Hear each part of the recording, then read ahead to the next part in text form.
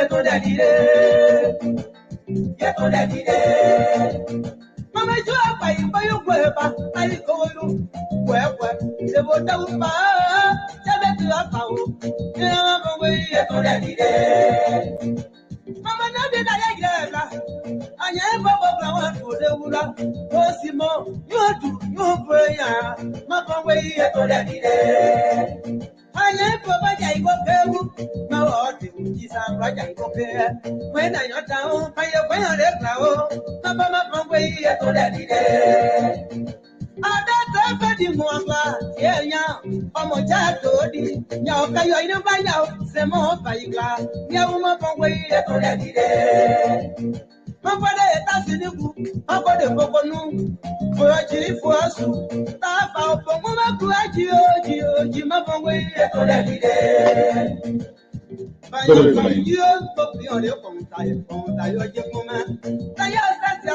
What a beautiful music here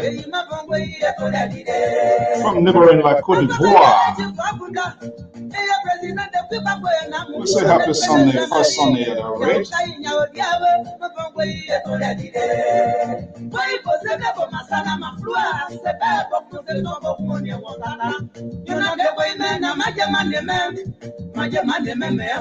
This is a very beautiful music.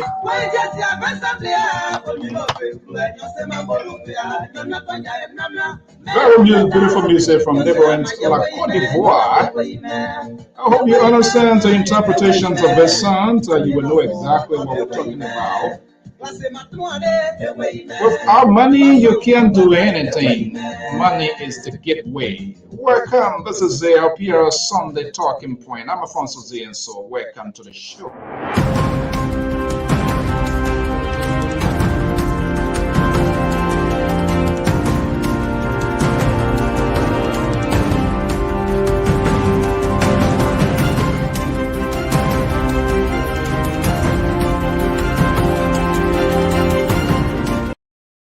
Good evening, and welcome. We say happy Sunday to all our viewers and listeners.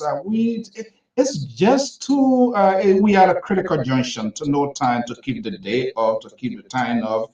Let us go in. And interestingly, the drama is unfolding in the diaspora inside Liberia, whereas we are keeping eyes on the ball, what is happening in the West African state of the Republic of Liberia. 99 days to go. We are really chipping into this whole process. We want to welcome our viewers and listeners across the globe. Thank you for sharing your evening with us this Sunday here. Please, it is not on purpose to distract you from family time, but we also have a greater deal to greater portions in Liberia where the presidential and legislative elections are going to be taking place. Mr. Julius Dennis, I will say good evening. Welcome, Afro Fremont Abdullahi. Thank you for being here. Legendary Kev Hassan. Good evening to welcome, and of course, our prime time viewers, listener, always here. Madam Helen Wilson, thank you so much for being here this evening. We sincerely apologize if we were just to root you out of your Sunday routines this evening. To Jackson Colley, to Rosie, Eddie Taylor, Benedict, and the list go on. Lovado, Abby, and my man Hanson Wife from the city of Live Free, Die Free. You don't need to do any insurance. That's New Hampshire. If anything by fire, you're on your own. That's the beauty of this network. Margaret, thank you so much, and we'll try to do a little recognition here to this Sunday by just sharing your evening with us. Madison, Payment, Demetri, James, and Vincent. Okay, well, the conversations is on. I'm Alfonso Z and Sort of the Liberia Public Radio, and I hope that you will form part of this conversation because what is happening is something we have to take serious. I love to prevent crisis. I'm not a guy who likes to manage crisis.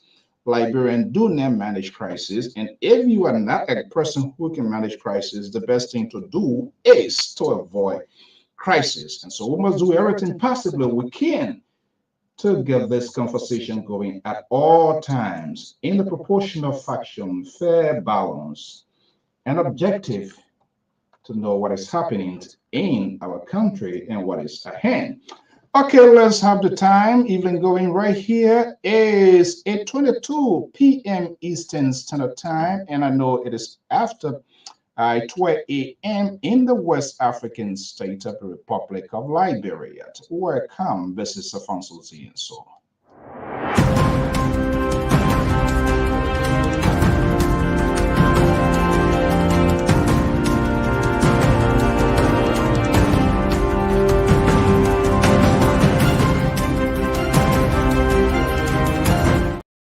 Okay, good evening. And let me just recognize someone from the motherland, Alan Gay Wirtus, Senior.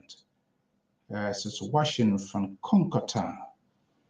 Oh, good evening, good morning. Thank you so much for being here. And this is what we love because we have people at home who are paying attention to what is happening. It is vital that we have these conversations in the very civil context, fair, balanced, proportionate, and be informative without inserting our own personal feelings, emotions into what is happening in Liberia.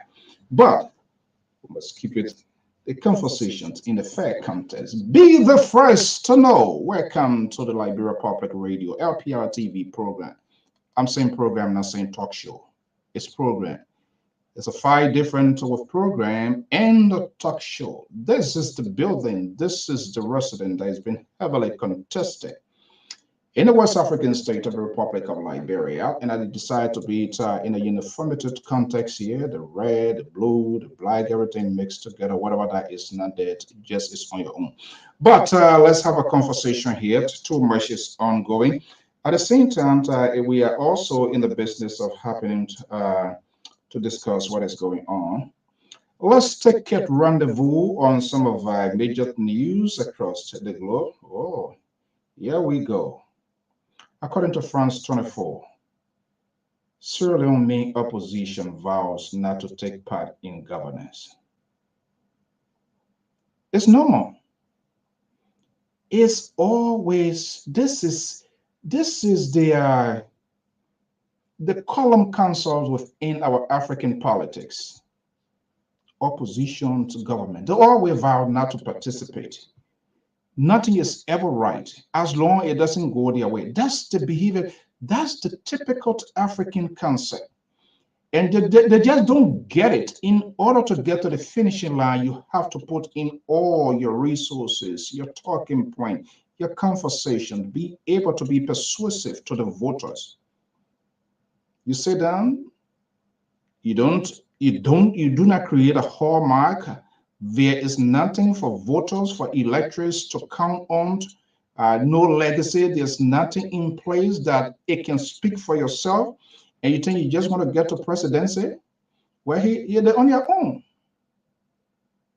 56% or millions of votes. You vow not to take part. Well, when the time comes, you will. That's it. I don't know when would we will really to respect the rules of the rule of the game. There's nowhere, even in the USA, there are some here today who still believe, who still hold their opinions and their views, and they are entitled to it. But that is not stopping the government here from running. There are other people who today feel that Joe Biden is not the president. Joe Biden was not elected. The conspiracy theory, the innuendos, the subliminal messages, the falsehood, the talking point created by their Goliath, Donald Trump. Do not believe them. This attitude has been successful. They have been transported within it is in our continent. Opposition. You vow not to take part in the government, even if they reach out. So you just went in it. When you go into a race, there are 2 alternatives. You win it or you lose it. This time you lose it. Very few countries, very few oppositions are receptive, even if they lose the process for the good of the country. But they always have some sort of exception to anything. If they win it, then it's okay. And government, it is so bad. So you go into a race, and there are 2 possible scenarios involved in your race. You either win it or you lose it.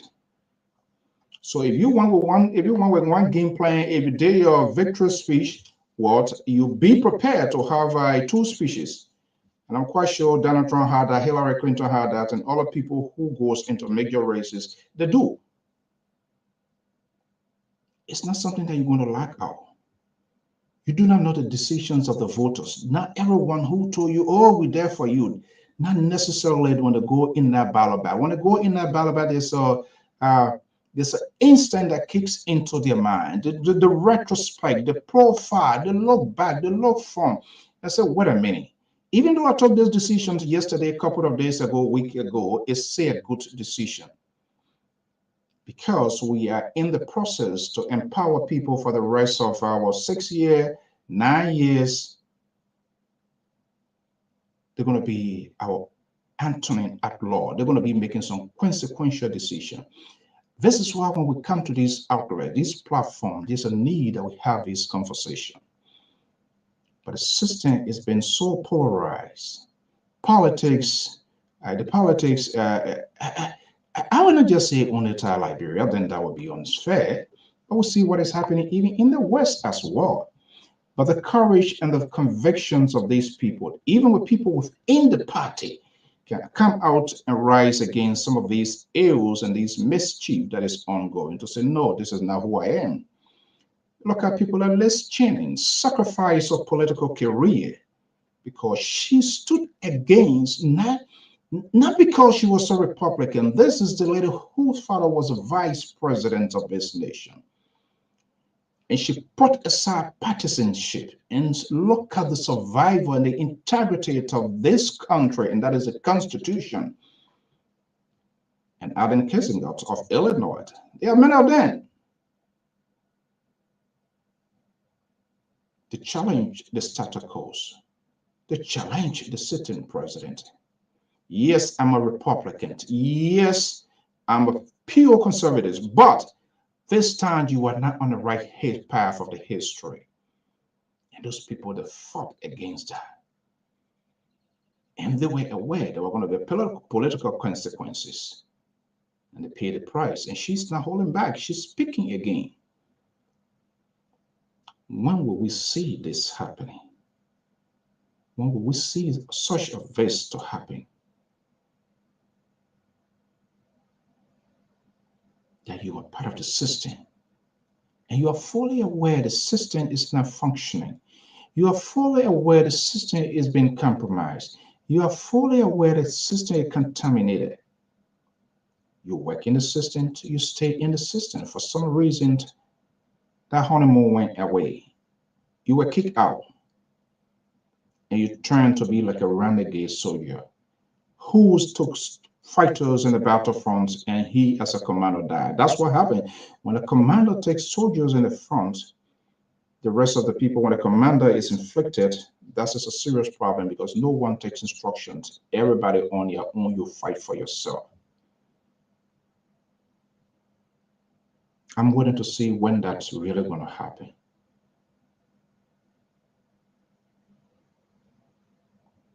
How many days? What, 90, 99 days to go? We have some having parties, celebrating birthday parties. We have some having next stand overseas. We have some going out of the country, taking a state visit, which of course they have to perform their state, their constitutional obligations. So where is the conversation? It becomes a saying at the end of the week, in the coming week, oh, what is going to be happening again next? Because some sort of drama, some sort of theater, somebody going to open Roxy Cinema, trust me, this week. And it even started again. I saw some sort of video flying all around. And they send out a video to the court. I said, so look at this video. I said, oh, I'm not one of those who just empathize and emotion, sentiment just kick in. I like to go to the bottom of things when it's happening. In as much it will look terrible, I like to do my own investigation. I like to find it out. Amazing Soul. It's 8:31 Eastern Standard Time. I am Francois Soul. This is the bidding that has been heavily contested. And what is interesting to the primaries that is ongoing in the country. Those are good practices and good tendencies of democracy. We can later on talk to validate how it's being played out, but this is what people want to see. People must be able to participate in the process. They must be able to, because that's how that's how stars are raising. You see, in this country, every other election, you will always hear the Democrat or the Republican to rising star, rising star. It's part of that because they allow people to participate in the process. You can't just have one group of people to be there and they think it is their entitlement. It needs to happen. I'm going to put a number out here very soon this evening. Let's have we have a conversation. Stay tuned. I'm Francois and so let's have a quick commercial commitment here from some of our sponsors, those that help us to do what we are doing. Let's go to Uncle Musa's store. Welcome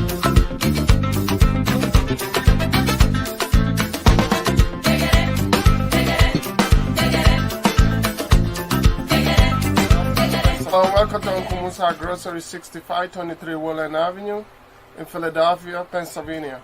I'm a customer of Uncle Musa. I came here to get some things from grocery. Their things are so nice. They never get expired. They are the best quality. They have the best price ever anyone can get. They have so many things like cream, like meat, a lot of kind of meat. We have so many kind, and it's the best grocery store I've ever seen here in Wood. They are located at the 65th and Woodland. If you want, I really appreciate you guys to come over to come and patronize with us because they sell the best quality.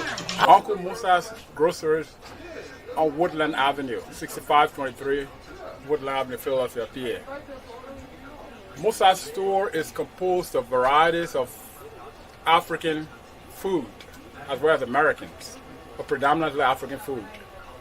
You have dry fish, you have cassava, you have yams, you have plantains, bananas, and Musa even goes out of his way to pay people extra to cut the potato grains for customers to save them extra time.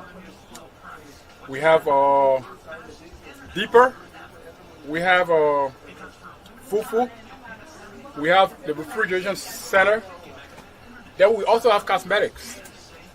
This is a place to come in Philadelphia. If you come to Philly, you don't reach to Uncle Musa's Groceries, you have not made your trip complete. Welcome, and we look forward to seeing you sponsoring our business. Thank you. This is Uncle Musa's store, 6523 Woodland Avenue. It's the only store, a grocery store, that deals with African stuff. Anything African thing you can get in Uncle Musa's store. I am from Igbo in Nigeria. So, ndị Igbo dum, onye ọbụla wụ onye Igbo, ya bịa na Uncle Musa's store, 6523 Woodland Avenue. Ọ ebe ọ ga-enweta anything we ihe ndị Igbo na-eri. Welcome to Uncle Musa Grocery, 6523 Woodland Avenue in Philadelphia, Pennsylvania. The business, we have a business on grocery store or African food, all West African food from Liberia, mostly Liberian food. And we have a palm oil imported from Liberia, and we have a very good customer service. If a customer buy from Uncle Musa Grocery, you get bonus certain times, and things are very reasonable. We have a good palm oil. Anything you want from Africa, West Africa, you can get it from Uncle Musa Grocery. We do retail and wholesale. So you can visit, and we have a couple of stores in Philadelphia. We have one on 6523 Woodland Avenue, and another one is a clothing store on 6519 and Woodland Avenue. And we have another one on Upper Darby, Gary Road. So you're welcome for shopping. Everything is nice. Customer service perfect. So that's it. Bye-bye.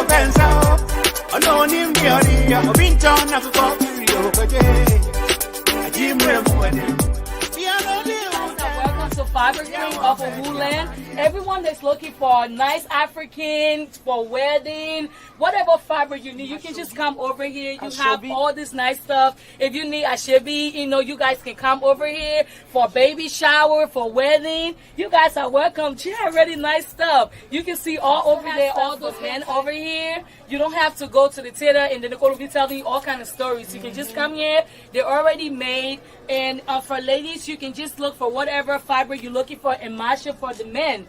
And, your husband already have a shirt made. You can get stuff for your kids. You can get stuff for the whole family. We have African slippers and ashobi hair ties all over. We have different kinds of lists and everything. So you guys are welcome, okay? It's really nice. It's Fiber Queen on Woodland, 95 off of Woodland.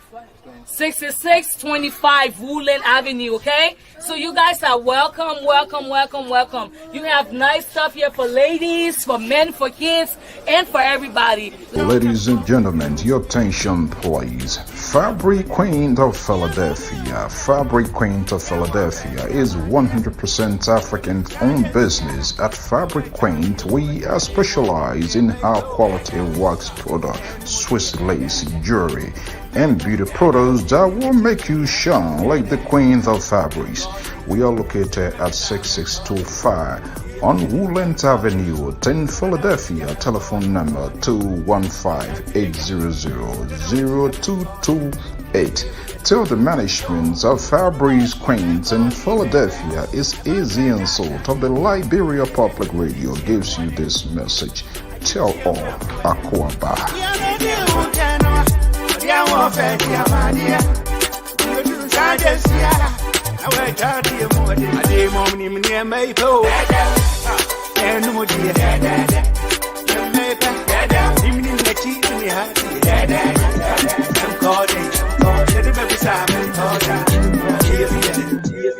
Okay, there's the Fabric Queens and Uncle Musa. Uncle Musa is based right there in Philly land, Philadelphia, in a heartbeat.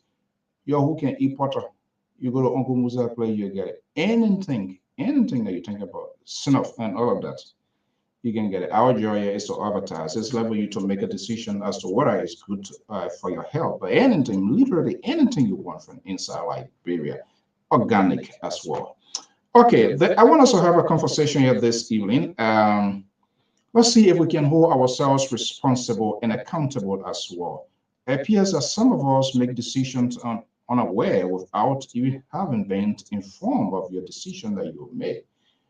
So sometimes people make decisions based on other people's decision. Oh, if she is going this direction, I think you draw a conclusion you think is good. So he's there, I must go there.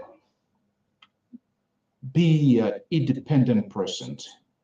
Let your own instinct drive you to be able to make decisions. And this is why we try to tell people to do here. Hey, Reggie, good evening, welcome. We want to empower people here. And this is why we don't tell you what you want to hear.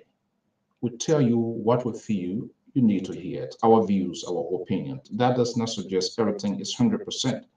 But we feel that we must have an honest conversations about our country if we want to have our country, because these politicians, this is why without them and with them, we will have a conversation. We will need them because we want to get them on record. We want to know where they stand on issues, critical issues. This sort of brushing out critical issue and the pavy deflecting questions that are using some sort of MISA protection or defectors. We don't want to see that. There are a lot of questions these people need to answer. Unfortunately, they are not answering these questions. They have their own media outlet where they are being spoon-fed. They give them oatmeal. These people, they are all grown-up people. Some of them more than 32, 40. But they give them, they lay the foundations for questions. And what that does, it leaves the ordinary Liberian vulnerable without getting to the point. There must be a reason, and we respect their sacrifices, their decision to step out to the game that they want to be president, they want to be senator, they want to be representative. Those are high-profile positions. We're going to be entrusting our lives with those people. We're going to be entrusting the future of our children, the future of the country, the success of the country. So it does make sense that these people must make themselves available. But in the event, we always like to have a contingency plan into place. In the event they are not making themselves available, what do we do as a people, as a nation, as a citizen, a patriotic Liberian? Is a decision being influenced by brother, by sister, or some sort of party sentiment? What are you considering? What it means to elect a president of a country, what it means to have a member of a parliament, what it means to have someone to be a senator. Do we understand how we see, how we view it? Okay, all right. Just hold on. Let me send this to you quickly here. Folks, just bear with me. All right, what I'm doing is, I'll be forced to get a quick commercial here. Musa is our guy. So let's go back to Musa. For this, what I try to get one of our guys in here this evening.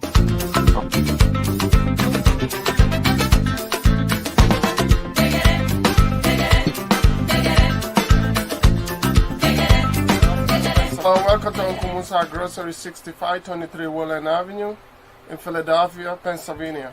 I'm a customer of Uncle Musa. I came here to get some things from grocery. Their things are so nice. They never get expired. They are the best quality. They have the best price ever anyone can get. They have so many things like cream, like meat, a lot of kind of meat. We have so many kind, and it's the best grocery store I've ever seen here in Wood. We are located at the 65th and Woodland. If you want, I really appreciate you guys to come over to come and patronize with us because they sell the best quality. Uncle Musa's Groceries on Woodland Avenue, 6523 Woodland Avenue, Philadelphia, PA. Musa's store is composed of varieties of African food as well as Americans, but predominantly African food. You have dried fish, you have cassava, you have yams, you have plantains, bananas, and Musa even goes out of his way to pay people extra to cut the potato grains for customers to save them extra time. We have deeper, we have fufu, we have the refrigeration center, then we also have cosmetics. This is the place to come in Philadelphia. If you come to Philly, you don't reach to Uncle Musa's Groceries, you have not made your trip complete. Welcome, and we look forward to seeing you sponsoring our business. Thank you. This is Uncle Musa's store, 6523 Woodland Avenue. It's the only store, a grocery store, that deals with African stuff. Anything African thing you can get in Uncle Musa's store. I am from Igbo in Nigeria. So, ndị Igbo dum, onye ọbụla wụ onye Igbo, ya bịa na Uncle Musa's store, 6523 Woodland Avenue. Ọ ebe ọ ga-enweta anything we ihe ndị Igbo na-eri. Welcome to Uncle Musa Grocery, 6523 Woodland Avenue in Philadelphia, Pennsylvania. The business will have a business on grocery store or African. Let's food. interrupt this here quickly here. We get a lot to do. Jones, just check your message and you're gonna get it. So back to the conversation here. Let's hold ourselves responsible to what one of our analysts try to come out. I'm gonna put this number here, and I need your full participation here this evening because we are responsible for what is happening. It's not just only the people that we make our own conscious decision to say, you be representative, you be senator, you be president. So on what basis you came to that conclusion as well? Was it a persuasion through another person, or did you hear enough from this individual before that vote was taken? So we need to help electorates, and this is why we sit behind the microphone, not to badmouth people, not to just hear it without even the fair share, giving them the opportunity to get their side of the story heard. And because this is what happened. People hear it, they don't verify it, they run with it, and all they are quoting sources. Where are the sources? At least you might have three, but you can't just you can't just run with it. So let me put this number out here. I want to know, I'm curious, I want to know how are we going to be making a decision come 2023? We already here, 99 days to go. These people that are expiring, the people that want to be a chief occupant of this building, by this time we must start having the conversations of their policy issues, their economic plan, their infrastructure plan, their educational plan, their health plan. I don't want to hear no crap when we get everything going to be okay. That's baloney. I don't want to hear that. We want to see where something that are visible that we can see and we can hold them accountable. Not just go and go have some sort of little bit jamboree and talk, whatever talk, and you think everybody just going to go and drive in that direction and believe what you say. No, that's not how it doesn't work like that. But are we doing enough, we as a people, as a nation, to hold these people accountable? Or we just agree with them? Or is it because we are so much die-hard of these political parties? We are part of the system now, so everything is okay, even if it is upside down. How many political parties that we have? And this is why Liberia must be first.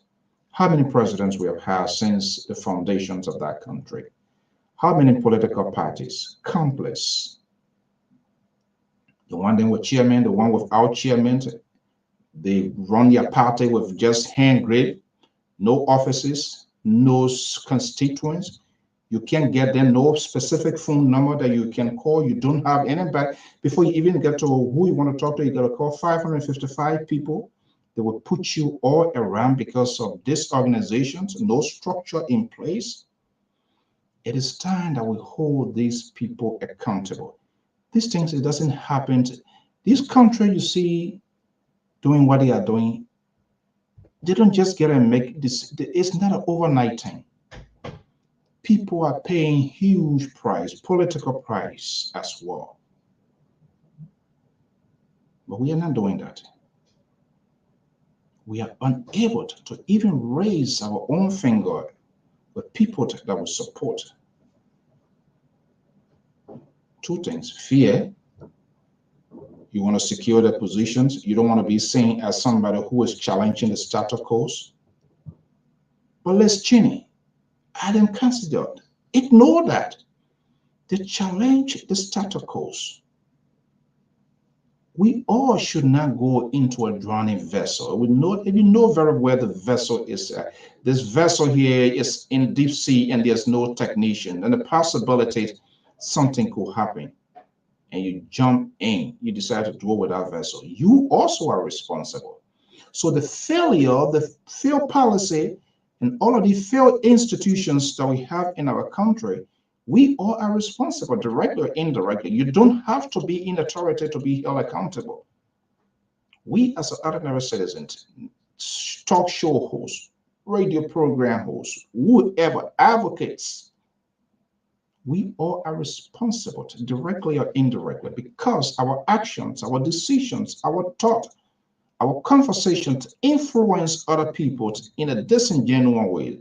And they made those decisions because you were very much influential, you were very calculative, very manipulative, you know how to put words together and to give them a good facial look. So these people made this decision based on what they heard from you, and not what they heard from the candidates or those who are looking for the job. So we all are responsible if anything to go wrong. So I want you to have the guts here this evening. What are you a sedition? What are you a liberty partisan? Or you are ANC? Or you are unity partisan? And you want your candidate to win? I want you to, let's have this conversation here this evening. Why should we trust you with state power? Or why should we trust your guy with state power?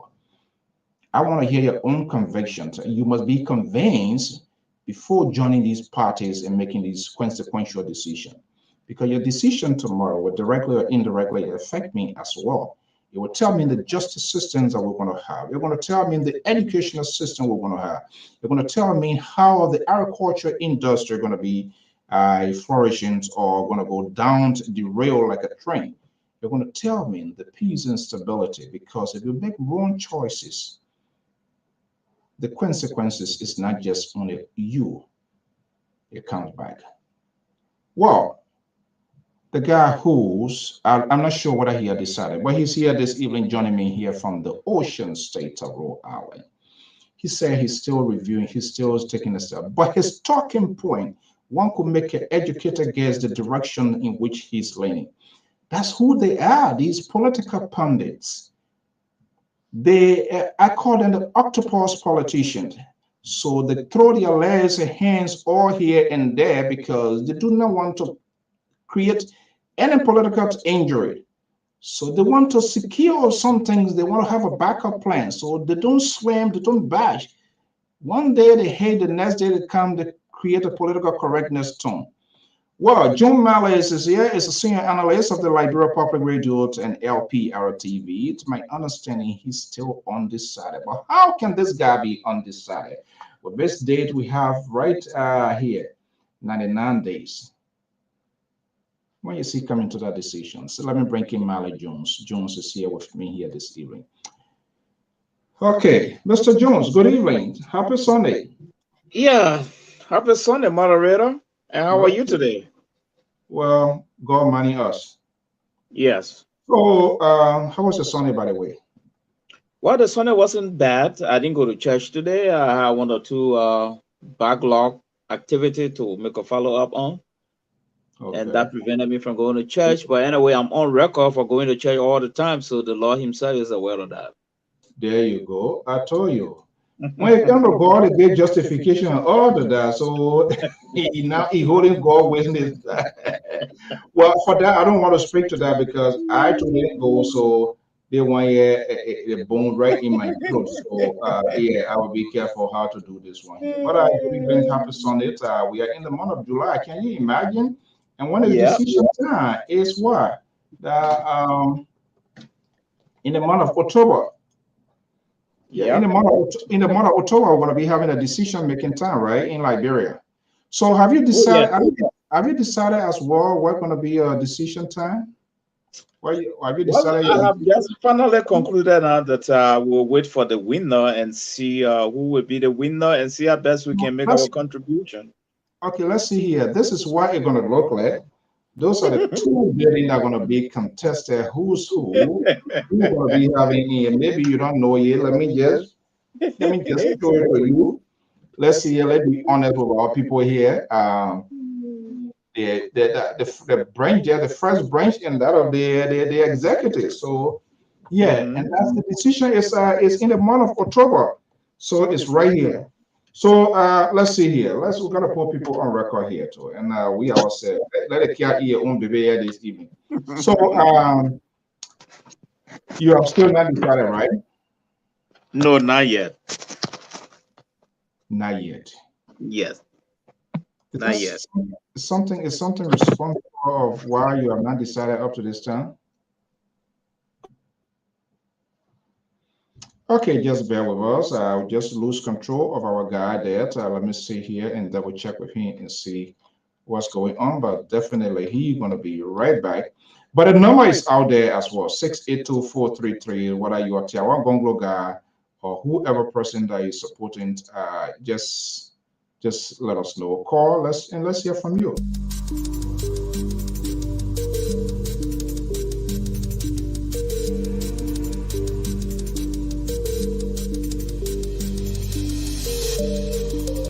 Uma twaga nimetika vuza vela zavazo kono kono gupo maga uwilu nitupage nimetia nitavazo udamaga ninapage ninapage twaga nuva go unazu ga wose ga nuwara ada yuva ma ama no teni no agokoni tena no agokoni gada galizi akarawizo gaka na kawara gaka no guys zika kabrezo ka no nuva go na ga ya zi na dasi giziga was adisi adabra whatever na go na adaka ka was even now magalizo vozazo my yo abana ma nuva yo abana na adapa ada mama no e adi adizei so amana zai na wata ina pagini to take care of lava gana glava la le ina pagi go busu ga witazo kagabu so ovama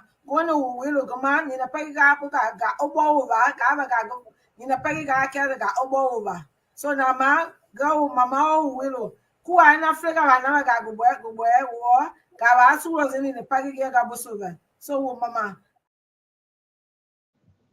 Okay, there you have it there. That's our lady there. Koto Jalabalayant is right there. And that's why we want to do that to express, to have people to speak their vernacular as well, to create that awareness. So let's bring in man Marley Jones. Marley, hold on. So let's see here. Let's have this person here. Maybe they have decided or they have not decided. Caller, good evening. Happy Sunday. Happy Sunday to you. Thank you. Okay. Who's calling and where are you calling from? My name is Dennis Cote. I'm calling from North Dakota. North Dakota. Is that North Dakota is the oil area? Oh wow. Is that North or South? One of them. Some part of North Dakota is the area where they dig oil. Okay. Well, it's somehow far away from where I live currently. Okay, go. All right. That just so I said, are you done? And we have a conversation. Okay, so I'm quite sure you, as a Liberian, you are aware of what is going on in our country, correct? I know it might be a silly question, but I'm driving somewhere. Correct. Yeah. Okay, so 99. I'm aware of most of it. Most of it. Good. I like honest people here. So the elections, legislative and presidential election on. By any way, have you decided which party you're going to support or where your support base is? Have you come to that decision? I was one of those that even pushed somebody to get in the election, so I am completely in full support of him. That is the only honest character so far I see, most especially in the presidential election. He is the only honest character that I see in the entire election that I believe in to make the best president, to be able to stand up to the situation facing Liberia today. And that the situation will be the issues that we all are yearning for to be solved. And this character is the only person that I feel can make the difference. So for public disclosure and to be honest with our viewers and listeners, who is that person? Because there are many of them in this race here. Who is the Councillor Tiawansi Gonglo is the only honest person, the only honest character that I see with the track records and the experience that can put most of the issues that we have in Liberia today under control. I can tell you the issues that Liberians are facing today, all of us can allude to, will be the uncontrollable corruptions in public offices, the lawlessness that includes gross human rights abuses that has to do with ritualistic killings and all these extrajudiciary killings and all this stuff. The misuse of public offices. This is the only person that I see who is very honest that we stand up to these issues. And I can tell you the fact that because of that, none of those politicians want to even endorse him. They are afraid of him in that direction. And the only crime they are charging him is that, oh, he does not have money. And that is the only crime that they are charging him with. Oh, he does not have money. He can't go anywhere. Okay, so here we hold everybody responsible of their comments or what is it. What is your own measurement of he is the only person? What is your measurement in that? I look at his track records. Elections are based on the backgrounds of people that are running. Elections are based basically on issues, and the issues that I face in Liberia based on his track record can make me to tell that he is the only person that can face those situations. He has been in jails for these things, for standing up to those things. He doesn't draw back. He was tortured. He was beaten for speaking against some of these stuff. And today he is standing in a position now to handle it. And when you look at his platform, he's not drawing back. He says it, how he's going to tackle this. For instance, corruption in Liberia, for instance. He says, hey, look, this is how I'm going to tackle corruption. Okay. When I am elected, I will, okay, you want to come in to say something? Yeah, hold on 1 second. I have another caller here, and I want you to stay there. You never know whether he's going to come with his own kitchen sink attitude as to how you got to that point. So let me go to Minneapolis, Minnesota. Caller, are you there? Yeah. Okay, is that Terry? Yes, Terry. Okay, the guy, he already drew his own red line, just how Netanyahu was addressing the United Nations when he put that red line of what the Palestinians were doing here. So do you agree with him? Not really, Mr. So. Oh, you know, not really. You see why I told you to hold on, because I know Terry going to come. So let's hear your side. What's your own decision? Yeah, I think Mr. Gongo is not in the right timing. All right, he's not in the right timing, and I think he's not going to make it because he got so many areas where he's not to me he's not fit for the job. That's just it. But I think that when you say he's, like I said, hold on one second. When you said did I hear you saying he's not fit for the job? Yes. What's he's it? Not fit for the job. What's the definition of he's not fit for the job? Okay. He's not the kind of character that the Liberian people expect to deliver what Liberia needs right now. Like most of his people always talking about law, you know, rule of law, this, that, all the kind of thing. Liberia does not need only a lawyer. Liberia needs somebody who understands the political landscape of the country. Liberia needs an economist. Liberia needs somebody who have an economical foundation that is able to emancipate the people from poverty. All right, but most of Gonglo people talking about law. They talk about law, impose not law. I don't see anything substantial when it comes to the agenda for agriculture, the agenda for education, the agenda for the road network, and the agenda for healthcare. You know, how they're going to derive all of that, how they're going to derive the money to be able to extract transformation to the economy when it comes to all these things, healthcare, road network, agriculture, and all of that, education, all of that. That is what Liberia needs. And I don't see Kevin Gonglo being the guy who is prepared to deliver on those promises because his platform is not wicked enough to carry to carry all these things. So that is the reason why I don't think he's fit for the job. He's not fit. Well, views and opinions expressed on this network are views of individuals, callers, and participants. We facilitate these conversations. So the question now becomes, there's another question. So then who is the person? Who's the person? Can I respond to him, please? Hold on 1 second. Let's do it, but he's still hanging. We don't know who he's bringing as the person that is fit for the job. So you want to listen to that as well. Let's hear from the house's mouth. I want to give you a time. So Terry, then who is St. Councilor Tiawan Gonglo in your words say he's unfit? Who is fit for this job? Well, the most experienced man in the race, Mr. So, which is JMB. In my opinion, JMB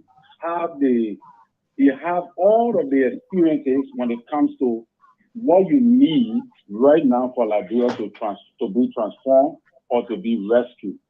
All right. So I think the guy is the guy for the match right now for that particular era because he has 12 years of experience closer to the president, especially a president that took the country from a dead economy to a level of to a level where the country got on a trajectory. We started seeing electricity, we started seeing road network, we started seeing some level of transformation when it comes to the health sector, unlike the George Weah government where he has placed it now that have brought a complete decline to everything. So I think Joseph Boakai has already earmarked all the errors that was done during the 12-year period of Madam Sally, and he is prepared to go and rectify them and improve on it. So I think, in my mind, we need to give this guy the opportunity to do that. Is he responsible for those? Before I go to the next caller, and then I'm going to bring in the first caller. Is he also responsible for those errors in your work of Helen Johnson Sirleaf? I will say that yes, because every leadership you must take into consideration that every leadership will have mistakes. I listen to many people that say, oh, you know, they never in power for 12 years, people did, people that. But the 12 years that the early government was in power for, what was the state of the people? Civil servants were making $150 US. All right? There were a lot of transformation that start to take place in the economy. So they did not do it perfectly. There were a lot of corruption also. The Ellen, because herself, she stood up one time and even defended the corruption in the country and all of that. But we see that this old man was just behind her and not be able to. He was never given the chance to really explore his potential. But no. Who was not given the chance? Ambassador Boyka. So then why would he Boyka say 85, 90, 75% decisions he was always? How can you say that when he proxied the affairs of the country, international travels, and said that he said he was one of the closer advisors to the president? So that seems to be a contradiction, Terry. No, it's not, Mr. So. If a person is advisor to the president, does that mean that when they advise the president, she takes everything that he tells her? How do I know? Boyka, up to this time, Ambassador Boyka have not told the public why Helen Johnson disagreed with him administratively. We saw Donald Trump and Mike Pence here. Donald Trump tried to circumvent, tried to turn the elections over to violate the Constitution. What did Mike Pence stood firm and said that was not something. I don't know what Ambassador. I'm not saying everything was in agreement. But usually after this time, so memoir will come or some information will come, we just still don't know what Ambassador Boyka disagree with Helen Johnson Sally, for which even Helen Johnson Sally has not even raised his hand. That's a concern, is that. Do you know that? Has he shared that with? I agree. I 100% agree with that analogy, but again, what we're looking at is for the virtue of the fact that this man served with this woman for 12 years and saw all the errors and came her and told her that I want to take your place. It shows you, and she did not support it. It shows you exactly that there was something that happened in the inner working that made him angry, for which reason he decided to Made who angry? And she rejected. Made who angry? Helen Johnson Sally? It made him angry. That's why that's your leadership now. I'm trying to say. But how do we know? I'm not a soothsayer. We are not a soothsayer to know that something happens with why he can't speak out if you strongly believe there was something that happened. But hold on one second. Let's see the conversation. Yeah, hold on one second. Don't go Terry, stay there. Let's go to Atlanta, Georgia. Aaron is there. Aaron, good evening. Aaron. Yeah, Mr. So, can you hear me? Oh, yeah. Good evening. You heard the first caller, the second caller, Tiawon say Gonglo is the right guy. Ambassador Joseph Newman Boyka is the right guy. Who do you have as the right person? You know, it's nobody else but the one and only Excellency Dr. George Manawia. How? Yeah. So let me just address this. And you know, this Terry man always coming on the show talking what he's always talking about Joseph Newman Boyka. You know, the followers of Joseph, former Vice President Boyka, they are not honest to themselves. The same way like the old man. He's not honest to himself. Okay? The old man never want to align himself with a party that he served as vice president for 12 years. For 12 years, he said he was just sitting in the office, and when people come, he can just say, okay, I agree. Okay, I agree. Okay, I agree. What kind of confidence this man wanted confidence to have in him? If he cannot even speak the simple truth, like what you say, Mr. So, then man cannot come up one day to say, oh, I recommended this to former President Solis, she didn't do it. I recommended that, she never did it. He cannot even come up to say it. Please, the fact, your former boss cannot even give a letter of recommendation for you. What that tells the entire country? What that tells the entire country? Okay? What I mean, I don't understand this Terry guy. Every time he comes on the show, he talks about former Vice President Boyka experience, former Vice President Boyka experience. He don't even live in Liberia. I don't know when the last time he went to Liberia. Okay? Talking about experience. That man not even honest with himself. That man cannot even raise $10,000 at a rally as a former vice president. He always claimed he broke. Look, let me tell you, Mr. So there's nothing, there's nothing for me to believe about former vice president Joseph Newman Walker, because all he does is just tell lies. Because you cannot be vice president for a country for 12 years and you come up to tell people you're living on low, you broke, you this, you that. But the only excuse the follower has is, the man didn't see government money, the man didn't do this. What happened to his salary? What you won't tell me the vice president position he was not getting paid? It's the second highest paid position in the country. You cannot tell me the vice president will make you less money than a senator. No, I will not believe that. Okay, hold on one second. So, hold on one second. Let's do it one at a time. Yeah, hold on, Terry. Don't let the guy kill your blood. Yeah, the guy, he sent me a text here. He said, I'm coming and I want to make Terry blood pressure to go over the roof. So don't allow that here. Let's see another caller on the line here, and I'm going to come back to all of you. Just take note here before I go back to my man on the live view. Christopher Roti Tobasi. The name Christopher Roti Tobasi speaks for itself, but let me play the devil advocacy here. Christopher. Yeah. So you heard Aaron, you heard Terry, you heard the other gentleman. What's your name again, please? Forgive me if I can't remember. Dennis Koti. Okay, Mr. Koti. North Dakota. Okay, Mr. Koti. Thank you so much. Yeah, thank you. One said Tier 1, one said Ambassador Joseph Newman Boyka, and the other said Dr. George Weah. Where are you?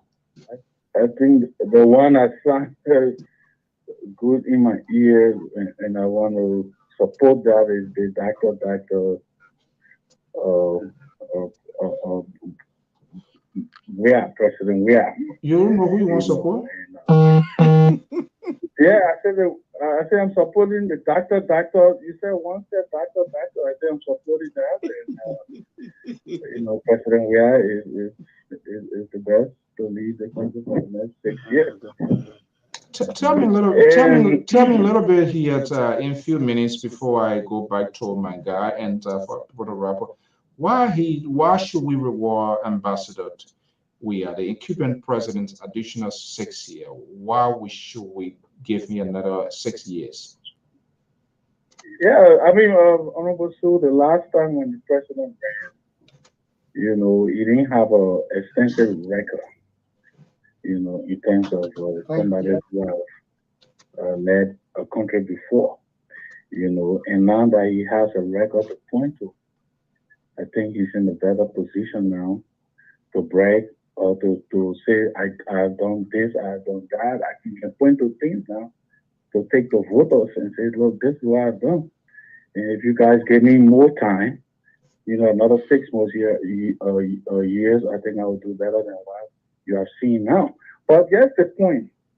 The reason I called tonight is to say thank you to the U.S. ambassador. In the diplomatic world, when they endorse you, because what the U.S. ambassador did is a complete endorsement of President Weah's second term.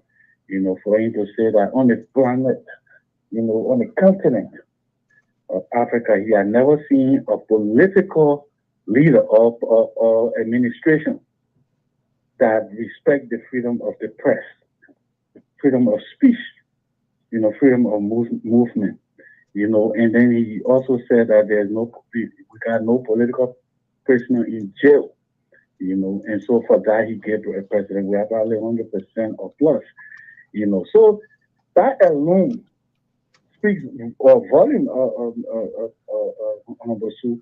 I think where the opposition fell out of line with the U.S. ambassador, they lied too much. They embarrassed the man too much. Everything they told the man was a lie. Everything they told this man. Okay. So the man had to put people on sanction with no evidence, nothing to show. They promised the man that they got evidence, says, empirical evidences to show, and they did nothing, zero whatsoever. And in fact, the man is embarrassed. The U.S. ambassador So because he also went to Congress and told them that, they got the evidence, you guys had what they're telling him was the fact, and to find out that it was all lie. Okay, let me hold you there. All right. Opposition lies a lot. Okay. Yeah, but just so before you go to the next person, our brother said that President Seti, the former President Seti, made a lot of errors. You cannot say she made error and Boycott did the right thing. Because Boycott himself had told a lot of people that they squandered a lot of opportunities. So I don't know how you can separate or how you can reconcile the two. So, just so you can go to the next guy for you to tell us what you meant by that. Okay, let me go to North Dakota. Dennis is there. Dennis, quickly here, I'm going to be wrapping up with you guys. You say you wanted to respond to Terry, right? Yes, and the good news is others have joined us with their points, so I'm going to also speak to all of them. Okay. First, let me start with the current president.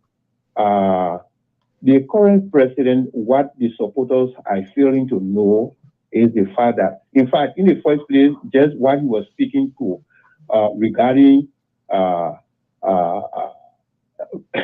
him saying that the ambassador has proven that those people who carry complaint to him, they were lying and all those things. Look, the United States government, before they come out to make pronouncement on anything, they have gotten every proof. So you cannot convince anybody that the U.S. government sanction that is placed on Nathaniel McGee and the others, they were forced. They are not forced. They are still backing it today. You ask them, they say, look, in fact, we don't want anybody to have any business to do with those people. That is the reason why, in fact, the Elections Commission is rejecting Nathaniel McGee's attempt to bid for senatorial position. So that your where you get your information from, I don't know. To again emphasize on that, Georgia has miserably left the people behind. Look at him today. Georgia grew up. Okay, let me make our points. Let's get to the points strictly. I gotta go back to my guy on the live view as well. Yeah. So they were talking. I was the first person on the line. I was giving them the chance for them to come up with all their points. So Georgia has done nothing to encourage the youth that elected him. Georgia was an international soccer player. We know him for that. Okay, we applaud him for that. So we expected him to have been somebody to bring some of those children out to be somebody like that tomorrow in the future. But Georgia has paid dead ear to them. What we know about today in the country is that the children are in drop everywhere in the country. Their condition is getting worse and worse. Let me come back to the person that promoting Ambassador Boycott. Look, I only talk about Georgia's failure because he is the current president. I don't want to go negative, but I'm here to promote my candidate. I will again assure you that Councilor Gonglo is the best. He has the experience that you're talking about.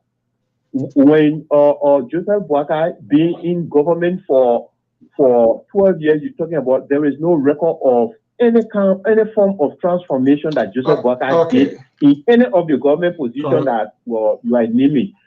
Allow me to learn, please. Councilor Gonglo, everywhere he worked in government, with his experience, everywhere he worked in government, he transformed the area. And he didn't only stop there. Councilor Gonglo also went with Ellen Johnson Sirleaf. But when he saw that corruption was being the name of the day, he resigned. He just let's leave it at there are a lot of people here. We are here with specific time. Councilor Gonglo is the best to handle the country right now. You're talking about, or those of us who support him, we are only talking about law. It's not just law. It's not law. His actual background is he's an economist. Thank you so much. You should know that first. Thank you so much. You are trying to stop me. Let me we just gotta run again time because I know everybody. I can't keep the guy out. I mean, at least. Okay, go ahead. Thank you so much. Terry, go strictly to your point. What's your conclusion? Yeah, actually, Mr. So, the thing is very clear. These guys been talking about George. It's clear. The man was in government for 5 years. Within 5 years, just within 5 years, the man have 3 sanctions. Then you're telling me that this is the man that like went through my pull back to where are we going, man? Just stop this kind of thing. Joseph Walker was VP for 12 years. In his leadership for 12 years, there were no sanction on nobody. So what are you talking about? Joseph Walker being a VP, you understand how VP role is played. Let your VP there or what her name. Was there anything happening on doing? Terry? Yeah. On to work as a VP, was there anything significant that happens that we can also say, if not equivalent to sanction, but something of concerning? Because so there were a lot of things. There were a lot of things that happened. They took the entire country budget and put it under the Senate so that the Senate, they can put the Senate. My brother, okay, all right. Now. So you just spoke or you were counting. No. You're trying to convince us to carry your guy who have been in power for just 5 years, and he have received 3 sanctions with international report telling us that this government is carrying on judicial killings. Then you're telling us that this is the government that we should trust to put back in power. So this is why we're coming with a rescue team, because we don't want to give you the power. And not only that, we don't interrupt here. We don't interrupt. Make a point quickly. You're weak. You don't have the ability. Now, Joe Howard said that. What has she done in 5 years? Okay, Terry, thank you so much. Aaron, then you're talking about our VP that have balance and control with governmental experience that help to bring the economy from under a rebel-led government Charles Taylor to a level of equilibrium where the country gain. The country gain Taylor is so Terry. Taylor is not the only. Gravitating back to Joseph Walker. Terry, because they see that. Yeah. Go ahead, Mr. No, I said Taylor is not the only rebel that was. Taylor was constitutionally elected. He's not the first rebel president to be elected in Africa. You have Museveni and other people there. No, I'm just saying that. Okay, but hold you there. Let me go to the next person here. Aaron, quickly make your point. I'm going to be coming down to Christopher, and I believe our man Keto is on the line. I got to go back here. Please condense your argument. Time is of essence here. Aaron, are you there? Yeah, I'm here, Mr. So thank you very much. They say there's no name that will reward George Weah with additional 6 years. You just need to go back to Minnesota, please. Because first of all, during the Ellen government, the Global Magnitsky Act was not passed. It was not in existence. Had it been in existence, you were going to see sanctions. Okay? Let me correct you on that. Okay. So number 2, please. Let's do it one at a time. Let's do it one at a time, please. Yeah. So number 2, if people in the government or government ministers are being sanctioned, was the president sanctioned? You think the great United States would know that the president is corrupt? They won't sanction him? I mean, sometimes when you guys, when you come to argue, I mean, I don't know what you can be taking, you can be getting your premise from. Because you're not making any sense right now. Okay? If people in the government were sanctioned, they were sanctioned because of what they did. If even the did, okay? They never told you the president was sanctioned. The ambassador never told you the sanction is against the government. You got to listen before you talk. Joseph Walker don't have no moral. I don't even know what kind of word to use. Okay, yeah, use the correct word. No moral to stay in Liberia and say anything.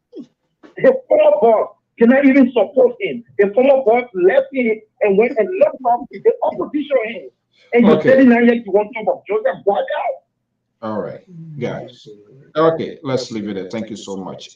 Christopher, and then I will come to our man Keto. He was still on the line. Christopher here in 1 minute, please. So the reason I don't want to mention Calvin Goncalo because it's not a factor. Because the election, if anything, is going to be between former Vice President Joseph Walker and President Weah. So I just don't want to give people like Tiawan, Gonko, and Alexander coming and they're not player in the state. But now quickly, the death of Harry Greaves, Joseph Boyka was silent. The death of Councillor Allison, Joseph Boyka was silent. Okay, during Joseph Boyka and Helen Johnson Sirleaf administration, United Nations, UN was spending $870 or $80 million every month in the country. United Nations were paying the peacekeepers, they were spending money. So how much has been spent? How much been spent now? These guys help to uphold or to keep the economy of Liberia running. For somebody like Joseph Human Boyka, who served for 12 years, this man came out to say that he doesn't have any money, he's broke. Truth telling, as a leader. In the reality, truth telling. Okay. Joseph Boyka is struggling with telling the truth. Joseph Boyka said that for 12 years, he made $12 million. $12 million as pay. And Joseph Boyka telling us that he goes to the bank to credit. All right, guys. Thank you so much. Just before you go to the next person, look, we got to be honest. Nobody is lying on Joseph Boyka or anybody. There's nowhere in the world people have elected a sick president, a sick or person to lead them. Nowhere in the world. A what? A terminally ill person. Somebody that has a peacemaker, somebody that has African sleeping sickness. No, I'm not trying to be bad to the old man. I'm being real. There's nowhere in the world that people are knowingly elected a sick human being. You guys should not do this to this republic. Joshing on that, joshing on that. I mean, these are the conversations, joshing on that, and we see that happening. I'm coming. I'm coming. I said, joshing on your argument doesn't make sense. All of these people, and that's how it should be. We should know the status of these people, health situation, health condition, their medical report, because this is a very hectic job they are going to occupy. Is that something you think people should make full disclosure of their medical record? They should make their health record available, because we are. Is the president you support? Is he willing to do that? Everybody should do. Everybody should do that. But guess the fact, right? If Joseph Boyka own supporter, somebody like Henry Costa, his biggest supporter and mouthpiece, saying that this president, this candidate cannot. Okay, I don't want to dwell into that. All right, thank you, sir. This candidate cannot go on a campaign trail and stand for 1 hour or travel all over the country. We have a problem. Thank if you this so man cannot much. travel to all 15 counties, there's a problem. Thank you so much. Christopher, let's leave it there. Let me come to Keto here. Keto, go ahead quickly here before I go to Mali Jones. Thank you, brother. So thank you to the guys that participated on the show. Brother Mali, thank you. How you doing? So this is the thing, I listen to. So guys, Keto, hold on 1 second, guys. I gotta let you guys go. Keto, he's gonna stay on here with Jones down. If anything, you can call back. Not to hold everybody up here. Thank you so much, Christopher. Thank you, Aaron. Terry, thank you. To our man, Dennis, thank you very much. Okay, Christopher, go. Not Christopher. Keto, go ahead. Yeah. So thank you. Let me just make small correction here. Again, like people always say, before America make decisions, they investigate thoroughly, they don't make mistakes, they will come down with this and that, and they will be cast in stone. Don't forget, America has made several mistakes that cost lives, destroyed countries in the world in recent times, in our history, not 75 years ago. I'm talking about in our lifetime. One example is Libya, another example is Iraq. You understand? So we know there have been decisions that this country has made based on false information, and today some of the Americans are regretting why they ever did it. It's an open fact, so we can't go there to say American mistake. We should also understand that the people that gave some Congress people information that were government officials in Liberia, they were not ordinary Liberian citizens based in Liberia. They were strong opposition to this president. From the day this president was elected, they started to campaign against his government not to succeed. And so they were campaigning heavily in America, having lobbyistic influence in America, convincing people to say things about the government and not to even have one foreign investor in the country. So we know that as a fact. And they pushed those guys in because those guys were influential people around President Weah who could mobilize crowd to win the election. That's one. Two. President Weah, you have to go talking about the different political leaders in the country. You know, like my brother said, I don't like to give. I will never disrespect Mr. Bongo and you know my man, my own man, to say leader. But that's just the fact. Bongo is not a factor in our election at this point in time. He's not a factor. To be honest here, he's not somebody that can even put any correct 25,000 people to the polls. We can't do that.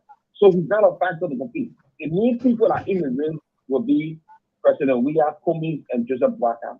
But just the thing, the Liberian people are resolved.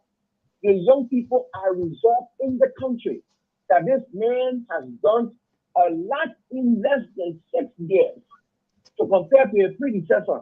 You understand? So the argument is not there. These are all propaganda. These are all myths. When they come up with some accusation against this president, the people find out that these accusations are baseless. So, okay. And so they are going to put this president in. Okay, just you stay on the line here, but let's get something straight here. Are you saying the decision by the Americans to sanction these government officials, are you saying it's based on the opposition's or argument with Congress? Is that what you're saying, Kelter? We have had this conversation here. I start on spoon. So when Alan White was interviewed, he was interviewed also by Henry Foster. I also watched Henry Foster when Alan White was interviewed. Secondly, I saw this guy they call Winner, what the guy named from now he went to CDC. George Wisner? George Wisner?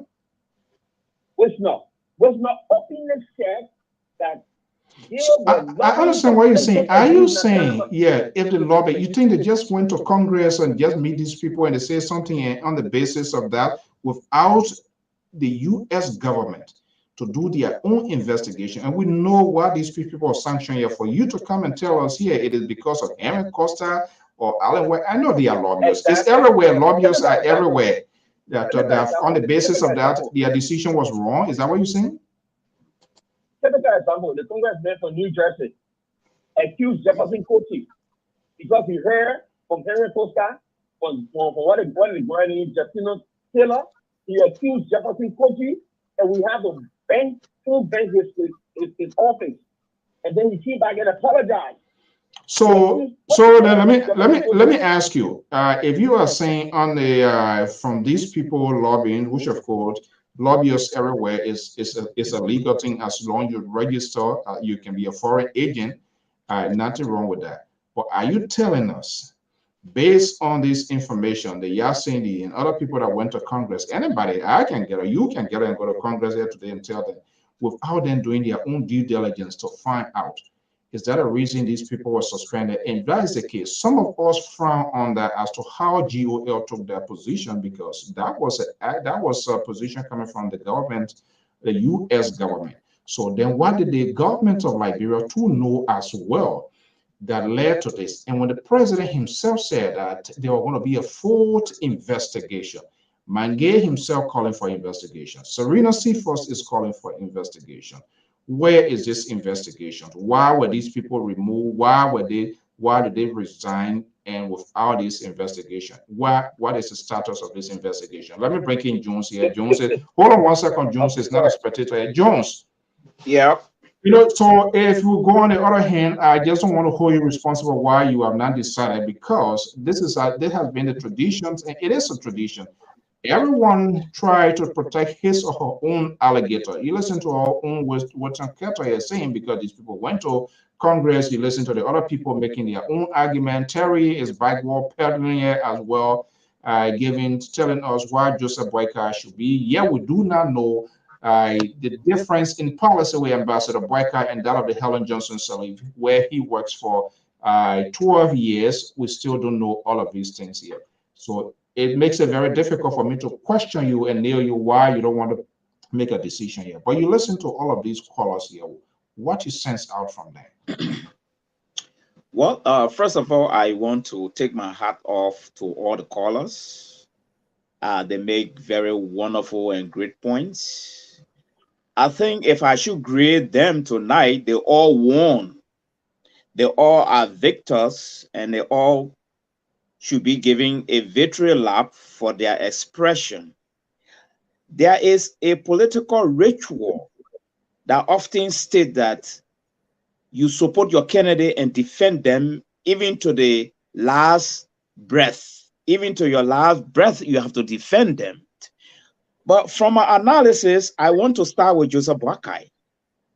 Our brother laid some very wonderful points.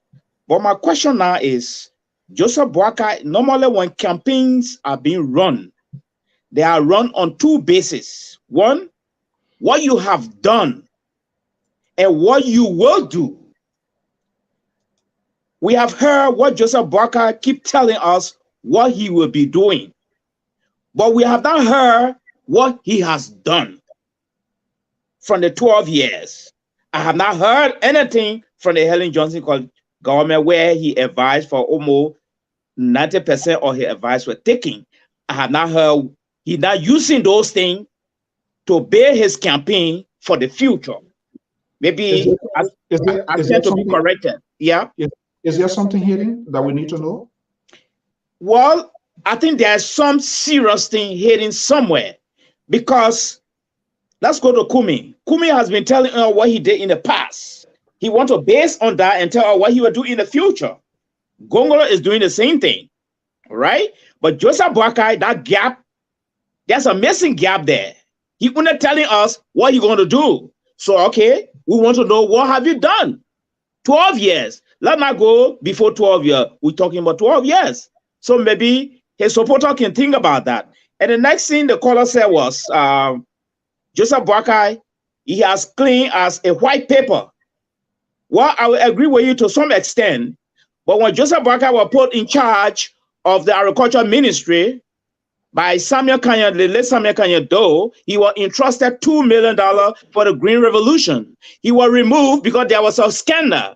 So Joseph Boakai is tinted in that era. So I don't know how white he is. That one. Two, let's move to Councillor Gongolo. Councillor Gongolo, as far as I'm concerned, he's no threat in this election. He just coming, and he's still struggling to sell. He just coming. Those are the words that were used by the political opponents of Alexander Benedict Cummings that he finds very difficult to navigate. It has been like a stigma. He just coming. He's a stranger. He's a new person into this whole terrain. And the ANC folks, they are unable to, up to this point, as far as I'm concerned, public relation-wise, they are not being able to defend his positions and all of that. That's the same word you are deploying, and he's just coming. No, let me give you a little description about my presentation. When I use the word just coming, when you take our voter into consideration, our voter are such that they will have to see you many times, many years, and keep your symbol into their brain and tend to remember you. So this is why I'm using the word just coming. Councillor Gongoro, as far as I'm concerned, I went to his platform, I read some good things about him, but he is not a threat in this election. One, he still struggling to market his image. He has not sold himself properly yet. He will need 6 years to get imprinted in the minds of the type of voter we have in Liberia. I don't know about his financial standing, but PR-wise, a lot of people don't know Councillor Gongolo yet. And secondly, Councillor Gongo worked in the interim government with Amos Sawyer. He was the special assistant. Right. Amos Sawyer almost served a constitutional period. He was never audited. All the money he received, he never get account of it. So where was Councillor Gongolo? He was the special assistant to that administration. Councillor Gongo also worked with the Helen Johnson-led government that is quote unquote was wrapped in rampant corruption. He did not speak to these things. And Councillor Gongolo come from the background of the LPP that believe in a Africanism. All right. That is also the Moja structural group. They believe in progressive deliverance. So he far away, so they refer to them as the right wingers. He one of the child of the right wingers. But here is the most important thing. The last election of the LPP, LPP took part in, they had 1%. And according to the electoral law of Liberia, you can do that research. You must have 2% so that you be qualified to run again. So Gongolo stand no chance of running. He has violated the electoral law in that era. As a councillor, is he going to review that, or he keeping it quiet? Hopefully, the Gongolo force here, I believe Dr. Joyce Toto Sisigoyo spinning. Okay, then finally on His Excellency George Weah. Every government that comes to power have got its own agenda. They told all about the pro-poll. The finance minister went to tell us that they have taken 25 million people out of property. There's some inconsistency down there. Our population is under 6 million. It's far from that. No connection there. Yes, and besides that, this government is wrapped into extrajudicial killing. One of the most scary things that drive away investors. George Weah have done well with a road project. All right? But when it comes to the human rights issue, there's a class still hanging on George Weah. We don't know why he was invited by the CIA. People are guessing. Today, the whole government is established. But I want to believe strongly it came from the background of a human rights issue. And talking about the CIA, saying he came from what, Kato? Do you want to respond before I come in? Yeah, I just want to thank my big brother, Mr. Jones, Mommy, right? So this is the thing. Then. When it comes to President Weah, there's absolutely no record of human rights violation. Even looking at the MCC card, absolutely no record of human rights violation when it comes to President Weah. So I don't know where they come from with the assertion that was human rights record. Nobody knows the in and the workings of the CIA when it comes to President Weah visitation to the CIA. So we cannot sit here and speculate. There's nothing because they were speculating, the guy in, they're going to arrest him, they're going to do this. Nobody knows the inner out, so I cannot sit there and speculate anything. But he's right to his opinion. I think you can say what you want to say, right? But this is the catch, this is the fact, right? President Weah government for the past 5.5 years, going on 6 years, has been doing extremely well in the lives of the Liberian people. The LPR-TV has been carrying it off. So the letter is slow, but it's moving steadily. And it has never changed. We were talking about power to the people. He gave the people power by giving them free education. He gave the people power by developing roads so they can be able to bring the product from the farm to the market. He gave the people power by allowing them hospitals, building new hospitals in the country, building new schools in the country, all right, paying YHP, all right, building hospital units. The only president in the republic ever that built homes and gave it to poor people for free. He has opened the Liberian people's eyes, the youth eyes, to play on international standard parts that they never in the history of our country had. And so for my big brother to say that extrajudicial killing, that the government sanctioned killing of people, that's what it means. Extrajudicial killing, I think it's far from the truth. We have no evidence to prove that. And there is nowhere in any report that has said. Yeah, go ahead. It's all made up story. Okay. Well, those are the views and analysis.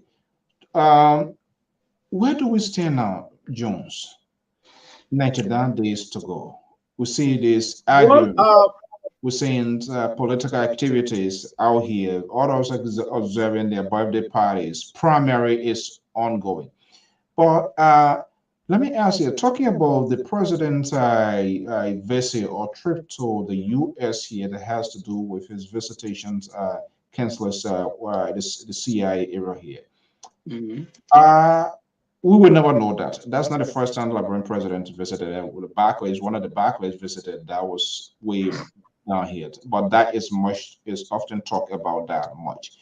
But since the visit of the president, have you noticed anything? Something? Have you noticed something? Yes, since the president's visited, but before I even get to that, I want to first of all thank Analysts Keto for his brilliant analysis. And as I always said, as part of the political ritual, you must defend your candidate to your last breath. So I want to congratulate him for that. And as I said in my opening statement, His Excellency have been doing some good job, especially with the road issue. I don't know to what extent, but at least he started something that objectively I can say thank him for starting something. But back to this issue, I just want for Analyst Keto to understand that publicity and public relation and image building mechanism in politics is very key. And when the leaders become tight-lipped on something, then it degenerates into what we call a widespread rumors. So the president going to America, being sent by the CIA, is first in the history of the Republic of Liberia. I stand to be corrected. So people are speculating up to today. People are still speculating. As a diehard, he should be able to tell us what it is. Up to today, the information ministry. That they can't speak to that, Mali Jones. You know, visiting no. is a cross. No, excuse me, Mr. Moderator. If you can't speak to it, if you can't speak to it, then you get a chance for what I call the proliferation of dangerous rumors surrounding the executive mansion, and that is not good for a good public relation. So yeah, what happens here, and because and this is a troubling part. All of the talking heads, when it comes to the ruling establishment, they have their talking heads that change the narrative, that restructure the conversations into their own frame and put it out there to their supporter. Likewise, the opposition, when it comes to them to the restructure, they put it in the glass and put it out there to give it their own interpretation. But the visit of the president to the CIA, that I know, it would have been a daunting effort a sitting government or the president of this administration would have done if they were to call some sort of press conference and begin to decode, because if they did that, then that means they are declassified the information and whatever. You remember, that has to do with something outside. That's the work of the CIA, the extended corporate activities. So we don't know, but we saw the Russians and a lot of extensions of these terror things, and who knows, there are other things happening. So if the government had come out to speak to that, even to just say, oh yeah, to even say, yeah, the president visited CIA, you are literally decoding those sort of classified information. So for me, it wasn't a surprise that the government, you would never know it now. Like I said, Barclay, after he visited, it took almost 15 or 20 years before that information was decoded. So going to that place is something, but what I'm saying here is there have been some sort of changes in the sense that we're not hearing the president. He's not a talking person already, but we're seeing things going on quietly. And I'm concerned with the recent comment by the American ambassador. I don't know how well that the oppositions are taking that. And when it comes to public relations, the government or the party itself, especially within this election time, that's where the party should take that as a talking point, but they are unable to have that done effectively because for the ambassador to speak in that context. So then something is going on here that we need to know. Is Uncle Sam feeling much more relaxed now working with the George Weah-led government than the opposition? But again, the ambassador McCarthy with no hint. He been to a lot of volatile areas, and we saw what happened from Botswana when he came to change as a result the Cubans won. So there are plenty of stuff surrounding this whole thing here. But what is key here is the statement coming from the ambassador at the time.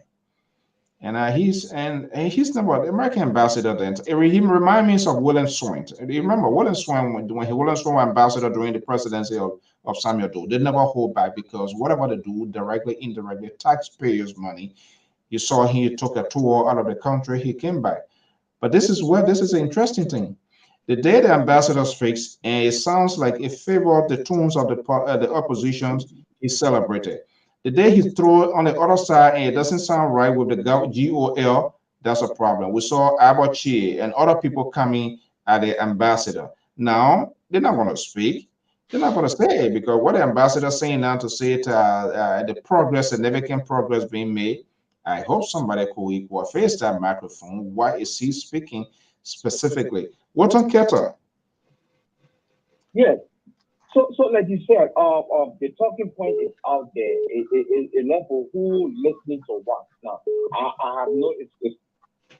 Okay, let me bring in legendary Gibson Jero here. But go ahead, Keter. They are bringing Gibson. People choose. I know Gibson is going to come on. You are listening. We fire at it. Well, you're afraid of, yeah. You talk about Gonglo, so Gibson gonna come. Yeah, I'll bet you, brother. When we talk about political heavyweight, we don't put this inside. It's put a working with our broke people. We still get more to street yet. Anyway, so let's go back to this, right? So this is the thing. It depends on who listening to what and what they are taking in as information dissemination, right? Now, when our society, especially in the opposition bloc, it will pick up every little bad thing that that come out from whatever corridor, and they will run with it. They will amplify it. They will add their own stuff to it. The good things they will keep it silent, even to the extent where if the ruling establishment start to make publicity of those things, they will start to downplay it. So it depends who's listening to what. But we know that there have been massive publicity on what the ambassador said and what. Massive coming from home. Coming from home. I'll call you. Yeah, again? Where is the massive publicity coming from home?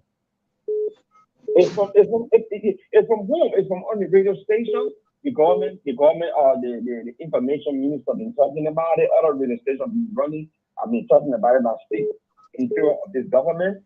I mean, if I'm not on your station to talk about it, doesn't mean they're not going out there. It depends on who you listen to. Okay, let me see. Yeah, hold on, guys. Let me see the WhatsApp number here. Let me see because I can't marshal. Let me just go to this number. Caller, are you there? Yes, Anthony Kone. Okay, calling to participate? I'm sorry? Are you calling to participate on the show, right? Yeah, I got a text to the show. Is that a video edition or is this audio? We are on the live field, but I know your number came as a WhatsApp number. That's what I have to put the rest of the folks on. You say you got a text? Right, I got a text with the invite to call in. Right. Okay, well, maybe people share it to you, but I'm not sure if you are following the conversation. What's your take based on what we are discussing? I just put the rest of the people on hold. I actually just called in, so I don't really know exactly. Okay. So then just listen to the live view, and then I'll. Right. Okay. Yeah. Thank you so much. Okay, so all right.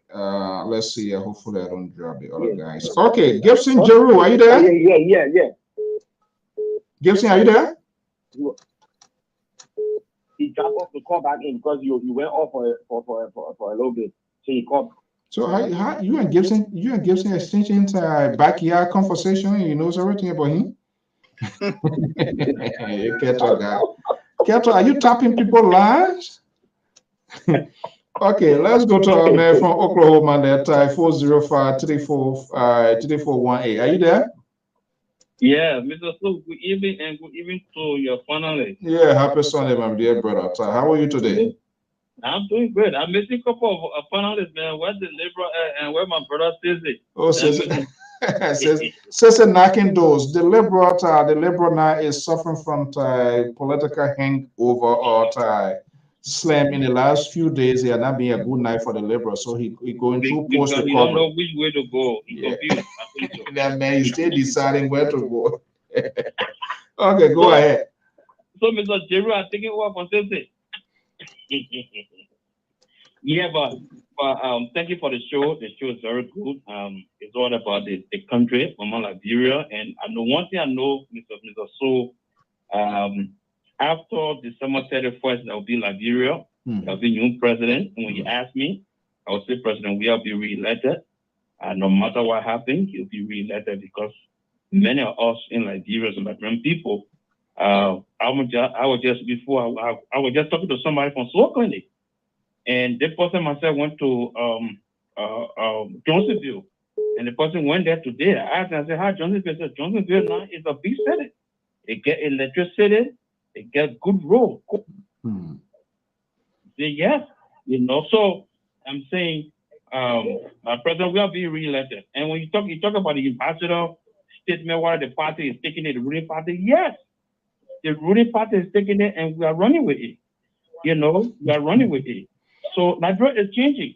We are running with our statement, and there's no time for the opposition to run with our statement. We're running here. Just why the better, all the shows. Even Friday, look at discuss it on ERBC. Look at discuss it. KOK on Freedom FM. AB came and discuss it. And Prince Sherry, everybody discussing that particular statement. So everybody discussing it. So before I leave the line of Mr. Gonglo, Mr. Gonglo was Solicitor General. Let his supporter come on and tell us how many cases he won. What he did when he was at the Minister of Justice. But because the statement that he gave, the press statement that he gave concerning Gloria Musu's car case, to say that it's political, can a Gloria Musu's car stop President Weah from winning the presidency? I said no. She was there 2017. President Weah won, and she will still be there. President Weah will still win. So I think it was very immature on Gonglo part of made a statement to say, the thing the case against Gloria Musu's car was political. Political for what? Mr. So now up you real here. Something happened in your house. There was no intruder in the house. Who you think they will hold responsible? So let the Lord pay a court. I think Gonglo slipped, on a particular thing he was not supposed to make. It's not every issue that he made statement. But like there's a place where everybody got to have press conference to know that they're speaking on behalf of the people. And some of the press conferences they can make mistakes.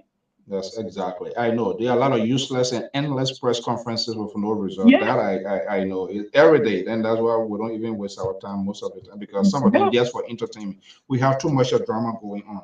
Let me go to this number here, 701 number 3022. Are you there? Gibson, please call back. I'm not sure why everybody went up. Gibson talking. This is Gibson number you're calling. Oh, Gibson Gerald, the legendary. That's my office number. Okay, the man, the media global for Councilor Tiawan Gonglo. Those guys, I hate to do this here, but you heard what they say. You heard the other man, let him come and tell us the cases on his watch as Solicitor General. He's no factor. He didn't reach 1%. You heard our analysts here. Look, how serious is the councilor into this whole thing here? How far does he have to go? First of all, for someone to say that Councilor Gonglo did not win any case while he was Solicitor General, it means the president was not living in Liberia because I covered the court. I knew very well in my coverage, my personal knowledge of Councilor Gonglo putting behind 7 armed robbers. In my presence, writing about the story, 7 armed robbers case he won and put them beyond bars. There were other cases that he won. We don't have a complete catalog of all the cases he won, but it is disingenuous. Someone who has not won any case will be promoted from Solicitor General to Minister of Labor. Oh, how can you get promotion when you have done nothing at the lower level? So these are people who do not understand Councillor Gonglo, who do not know Councillor Gonglo, who do not know his work, and they are trying to find something by all means. All means, they're trying to see if they can find a little thing at least to talk about him for them to have reasons to criticize him. And I heard the brother, I don't know his name, but the brother who said here that Councillor Gonglo shouldn't have described the Muslim glorious thing as political. I personally here, I describe it as political. But let me give you the reason why. Is it from my opposition, not to interrupt you here? Of course, you are oppositions, and we are in a consequential time, is election time. So they are all politicians. So for the most part, everything would be political. But is it because he's in the opposition, so he took that line, or why is he saying it's political? No, he's not in the opposition, and he called that political. If that were the case, in the injured that lady who was killed, I can't remember her name, who was killed allegedly by the Lebanese woman. The same Councillor Gonglo who said to the public that the case is not prosecutable. The opposition committee said he said something and he make the woman she will not get justice. They may look at the case and tell you what the case is going to be achieving. Let me give you some indication of why that is a political case. This court have been investigating Councillor or Justice Scott for 3 months, not even 3 or 4 months, from February 22nd. They have been investigating her. Finally, they invited her to the police at the police station, and what did they do? They verbally charged her, put her behind bars. The next day, they had a fabulous press conference describing how the house Loha is impenetrable, all of that. Meanwhile, they have no charge on her until the lawyers of Mususka had to file a habeas corpus, and she was released. What kind of prosecution, what kind of police department will charge people verbally and put them behind bars after you have been investigating her for several months?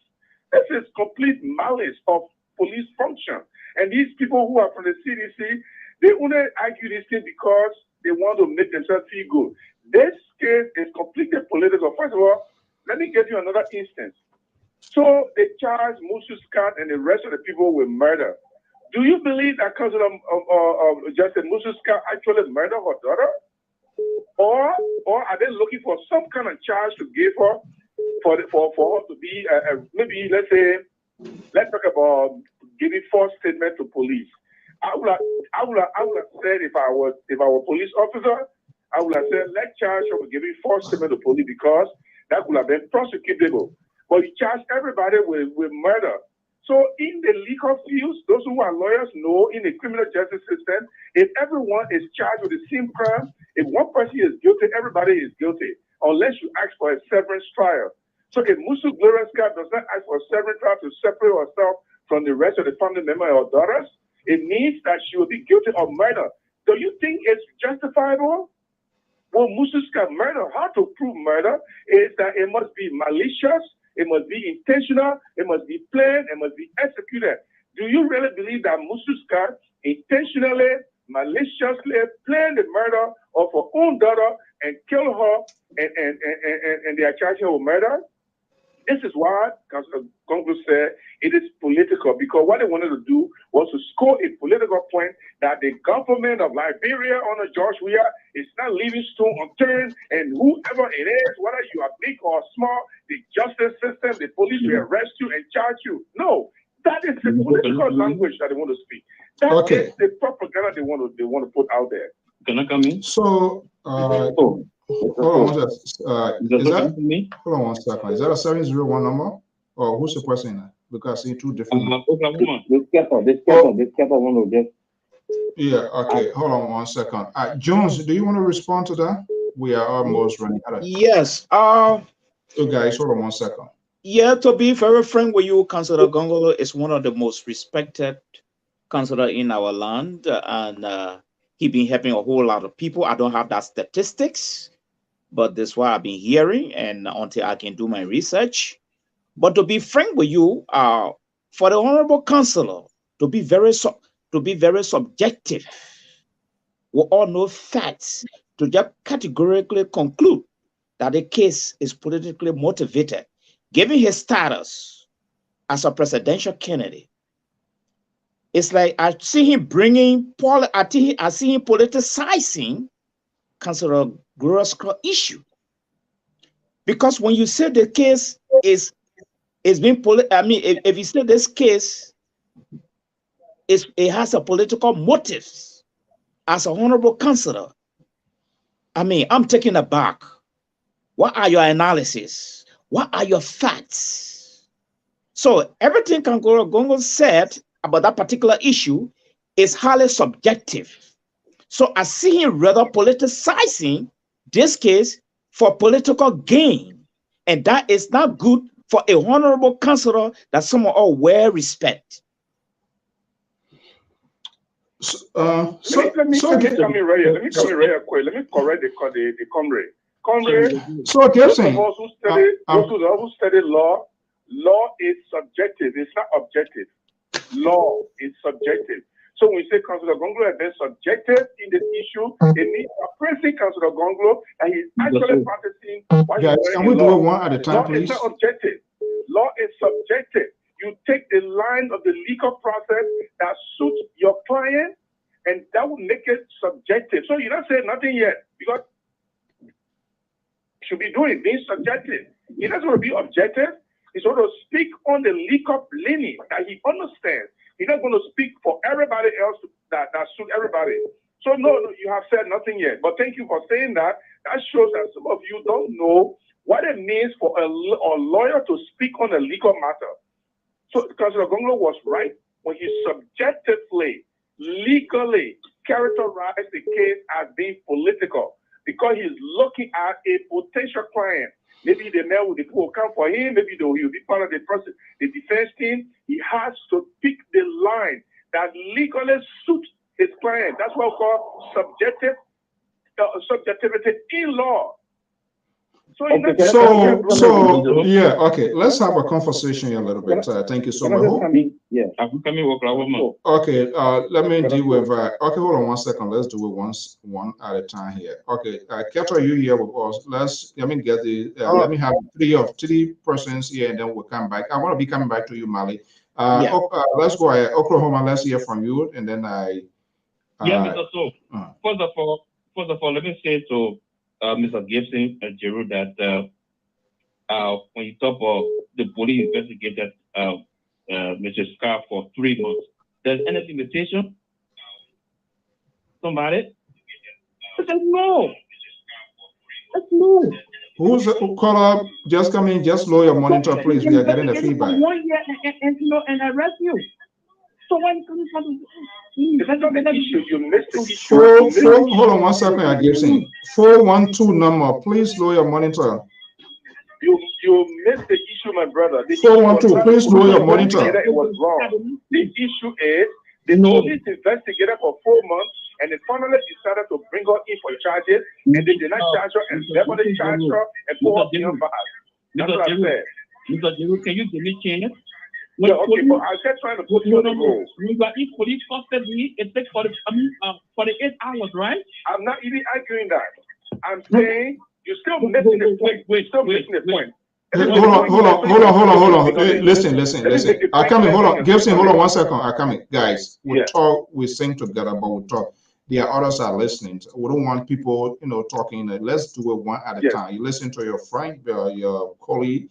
You can disagree with them, but let's do it one at a time. Yeah, go ahead.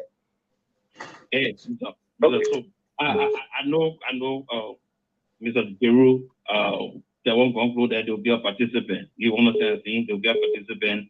I don't want to elevate him because he's not near me. CDC, the coalition is not near me. So but we're talking about the case.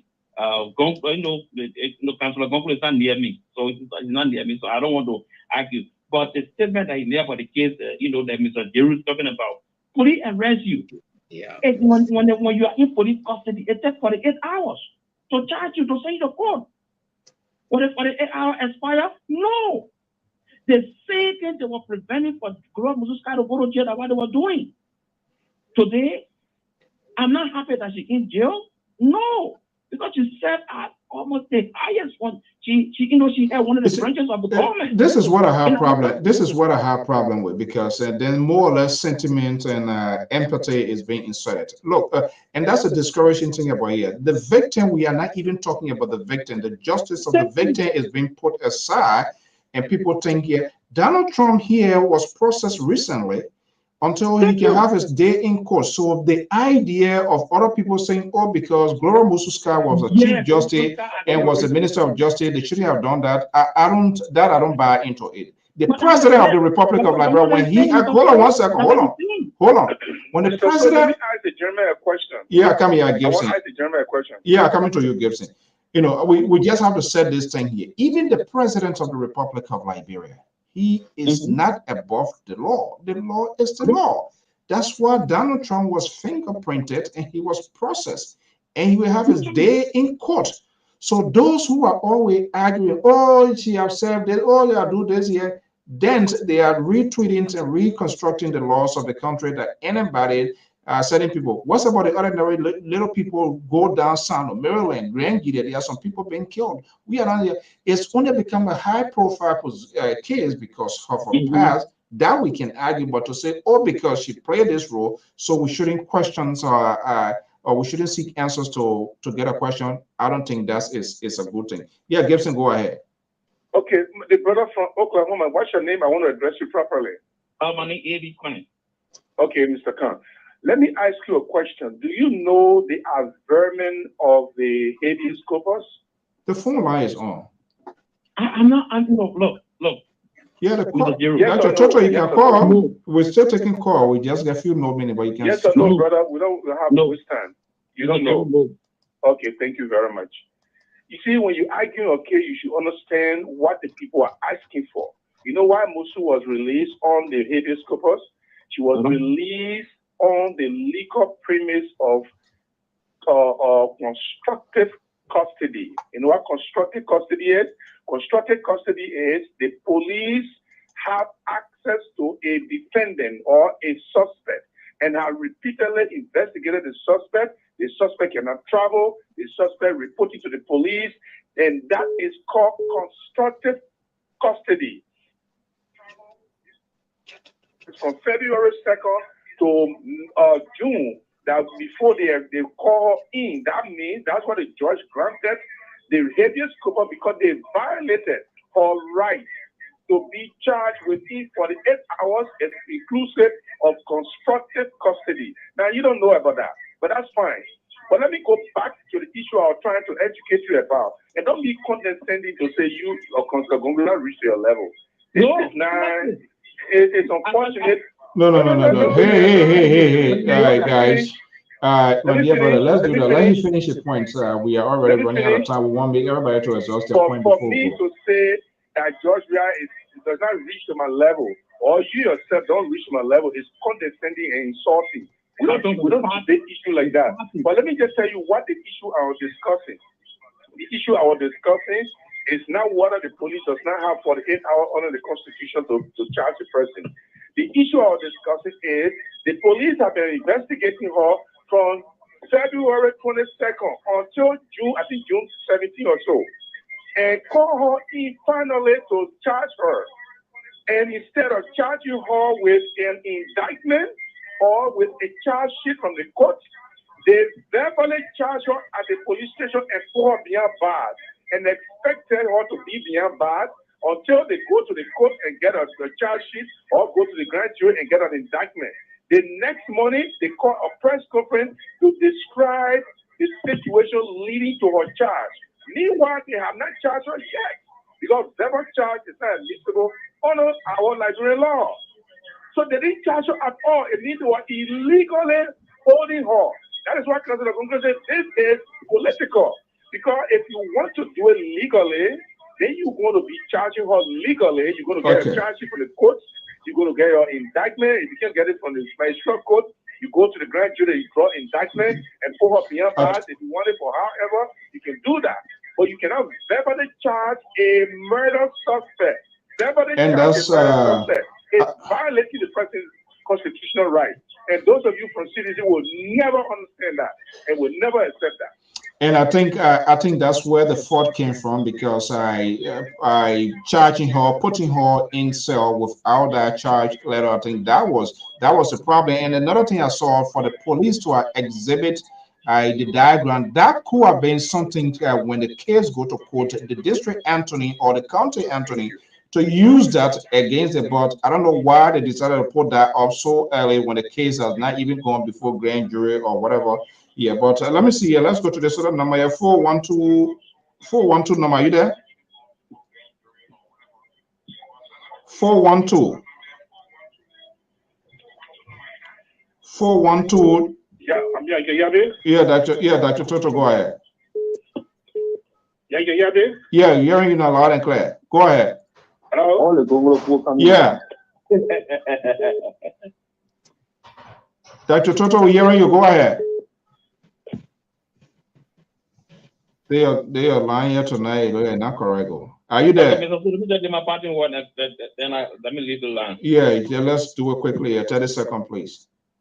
Hey, Mr. So, thank you so much. I always want to come on your show. Thank you so much. And your Are you gay parting where we saw yet? So it doesn't mean because do you have to wait for him? I don't know where Dr. Toto number here this evening. Yeah, I don't know what's going on. You put everybody on hold. Yeah, but okay, go ahead quickly, but I don't know why. The point I wanted to raise, I think Joe is not really following what happened in Liberia when it comes to the case, and also when it comes to politics in Liberia. You want to accuse Councilor Goglo for political or case that just came out. Even when the issue came out concerning the former Chief Justice, it was not the CDC that even came out without a press statement, press statement, and some of the CDC also came out and said, well, all our CDC arrest for just evidence of Mossadegh for that picking or following the case. So if the councilor come out and make a statement that day, he will accuse the councilor of making a move about political statement. I think Joe just trying to show that we can see a clear indication that he's sedition. That's why he's making all the cases. They hardly somewhere via the blog about his total net clearly show to us that on the platform that he is sedition. When it comes to objective when it comes to subjective, that's two different things in the legal aspect. Both lawyer not going to go see what happened. People bring their case to lawyer, the lawyer not there, so that because suggested like what case we were talking about.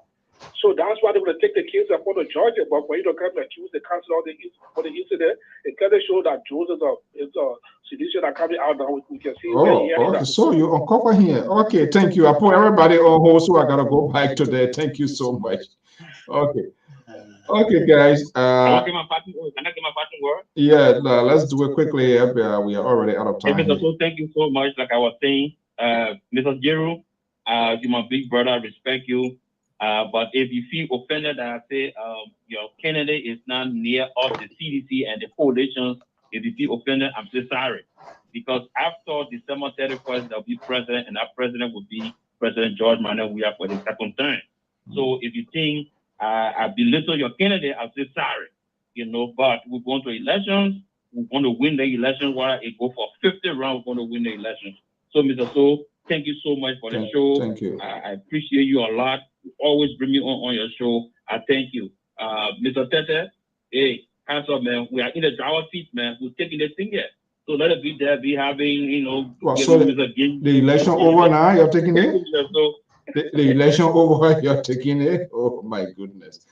Okay, Christopher, make your point quickly, then I'll go to then Kettle and then Gibson, and I'll go back to Mark. Yeah, thank you, Mr. Sue. As much as the police in Liberia sometimes I have problem with them. The way they go about investigation is totally different from the police in the Western world. And I guess that they are learning and they are doing their best. But for us to say that we should give people pass because they have certain titles or titles, they hold certain position in the country, I think that's the wrong thing. I believe in law enforcement. Whether before the court of law, if the person is found to be not guilty, that's fine with me. But if somebody commit a crime and they go through the process, they should be charged and they should serve their time. Now for people to say that there's a difference between indictment.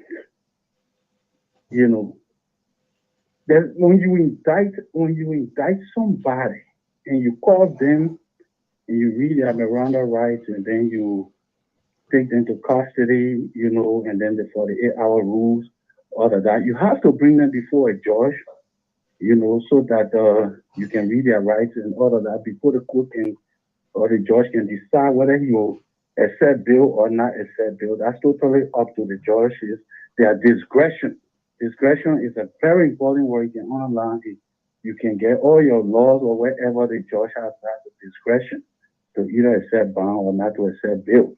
And now when I hear people say, oh, the lawyers didn't win, they this and that, blah, blah, blah. No, nothing is wrong yet. All these things are processes. So we can't come in and say, oh, the police were wrong and the police and this was right. And no, nobody is wrong. It's just that they bring the person to the wrong courtroom and they say, oh, no. This judge don't have authority. Let's carry this person to the rightful courtroom, maybe courtroom A or courtroom C or whatever. We stay within the process. So Christopher, I just want us to be careful how we approach this issue, and I know that everybody has their view and this and that. But I think for the counselors to just come and say it is political and try to. So what is Christopher? The government. I think it was just like premature. Yeah. So what is because he comes from a legal background, he understands the law. You cannot come and say it's political. You can't do that. Gloria Mususka to understand the law, and she knows that she can't come and say it is political and there's this wish hunt and blah blah blah. They can't do that because first of all, when somebody dies in your house, you are the first suspect. And then you say you went to Musa Dean's house. Then you say you call Musa Dean. You did not call the police. You did not go to law enforcement. You're talking about a former Chief Justice of the Supreme Court, Master of the Law. You did not go to the police. You went to your in-law, Musa Dean, your former in-law. Musa Dean, y'all got to follow these things the right way. Okay, so quickly here. What is interesting here, and that's another valid point, because that was something that surfaced. People that she allegedly caught. I haven't heard that directly for herself. I saw, but from prior to investigation. But Gibson, what is interesting here, though, the conferences being held by the police, providing all of these detailed informations with in the absence of the district attorney. Eventually, at the end of the day, district or county attorney going to be there more or less to prosecute this case, to argue on behalf of the government. Why too much? Thank you very much for that question. Why too much is coming out here? And I also frown on the exhibit of the police of that video giving the diagram. I personally believe this former Chief Justice, she's a greater presence of interest in that. We have been hearing that she was in the household when this thing happened. So what I want to know, what an internal investigation is being done. Is there anything prior between those two persons, the deceased and the other girl that is there? Who was the last person spoken with? How in the last 1 week prior to this incident? There are a lot of possible things that we need, puzzles we need to pull here and there. But are we yet to know more of it? But that's the kind of place we find ourselves in, how investigations are being conducted. But Gibson, speaking to that point there, why is it going that way? Thank you very much. For me personally, the issue of the police demonstrating how they conducted the investigation, how they believe that the compound or the yard was impenetrable because it was barricaded by fence They had Cameron, and all of these things they were talking about. It was intended to convince the public that they were not witch hunting Gloria Mususka. That's the way I understand it. So we're now witch hunting Gloria Mususka. We think that the murder was committed inside and no armed robber came from outside because there was no way that armed robber could come in and kill anybody and run outside. Those are ways the police wanted to convince the public.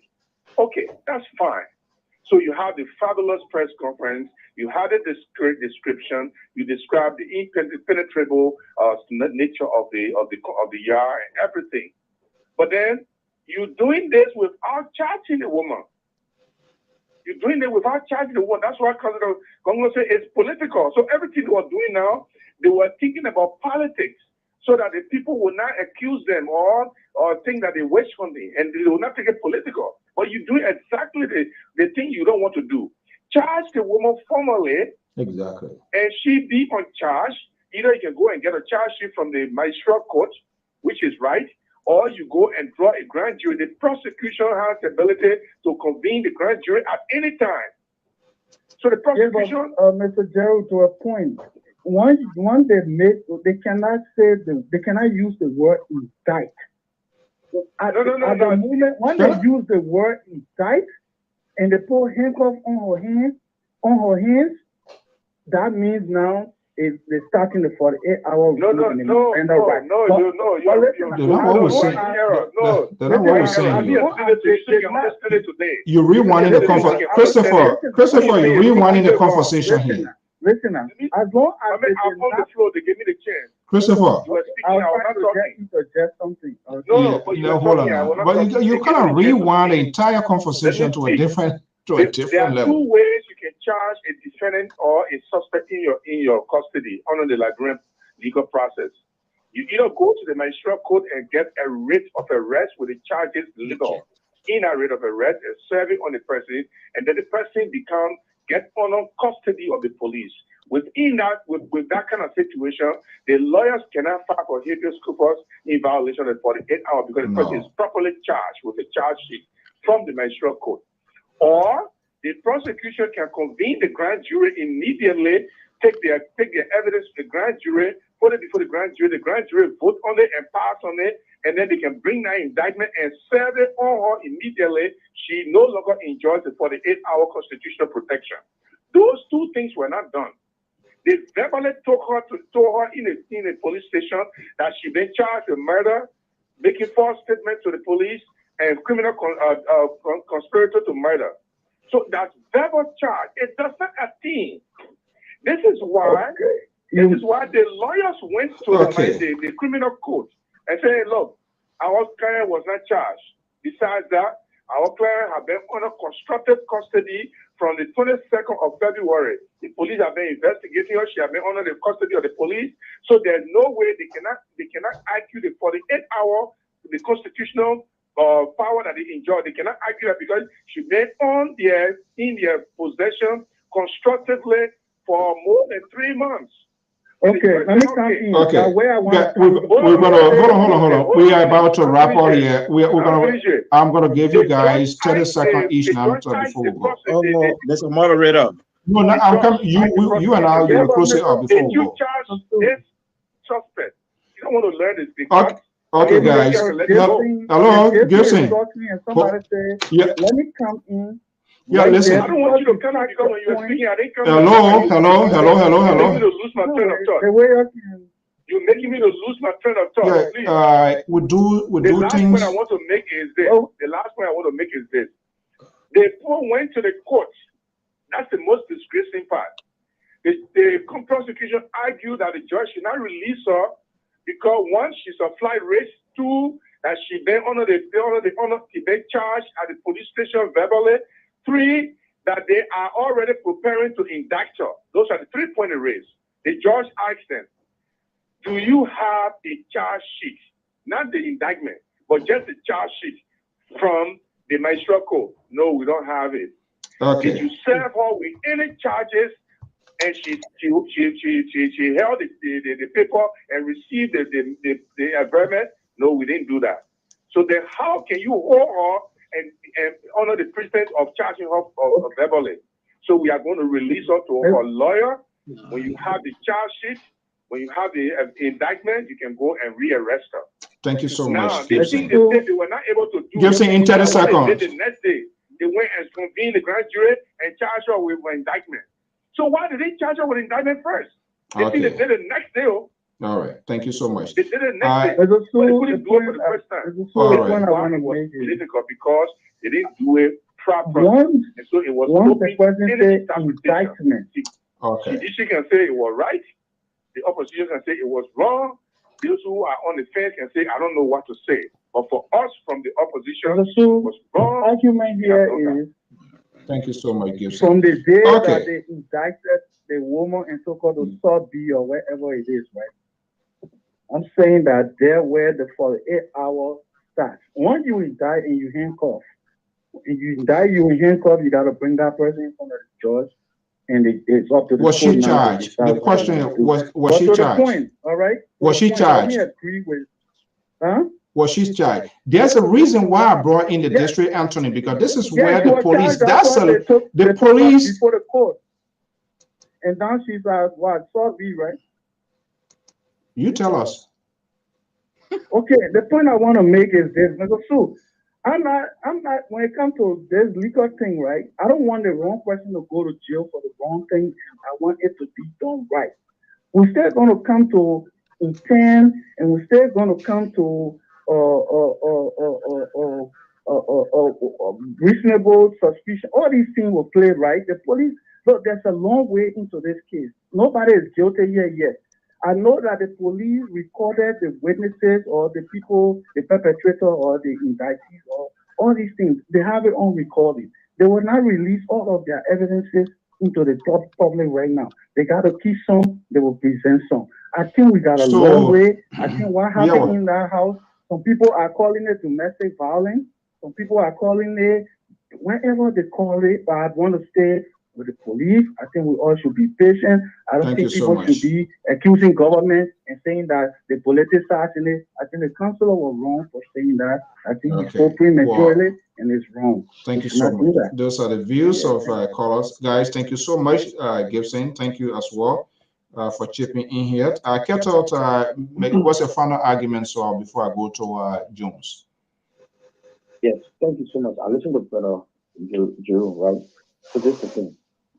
Legal technicality has nothing absolutely to do with the actual crime that we're discussing. I understand the legal technicality, and I think the judge made a very good decision to let her go the first time because, according to them, all these things were not followed through. But it does not negate the fact that something did happen in the house. Somebody got murdered, and there was no intruder, and the people in the house, the occupants in the house, should give account of what happened in the house. The bigger picture here is, can justice be served? Can we take our attention from this woman of high prestige to bringing her under the common law of Liberia, that no one is above the law, regardless of their status? Let's look at it that way. And I agree with my brother Kibasi. The fact that Councilor Gongolo would come out and say this thing is political, and Mr. Giroux has a law ID. Well, he's going to school to become a lawyer. He was a lawyer now. Following a long time ago. For you to come out and say this thing is political because there was technicality at the beginning of the whole process, I think it's wrong. And I heard my brother Toto also saying that CDC made it political. No, CDC did not make it political. When this incident happened, they dragged and government in it. The opposition drag a government official in the person of Jefferson Koji. It came from the opposition bloc.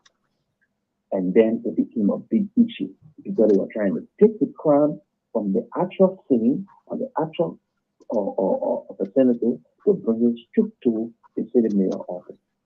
And then where it became a little bit dicey here and there. Even if they found out it was all lies.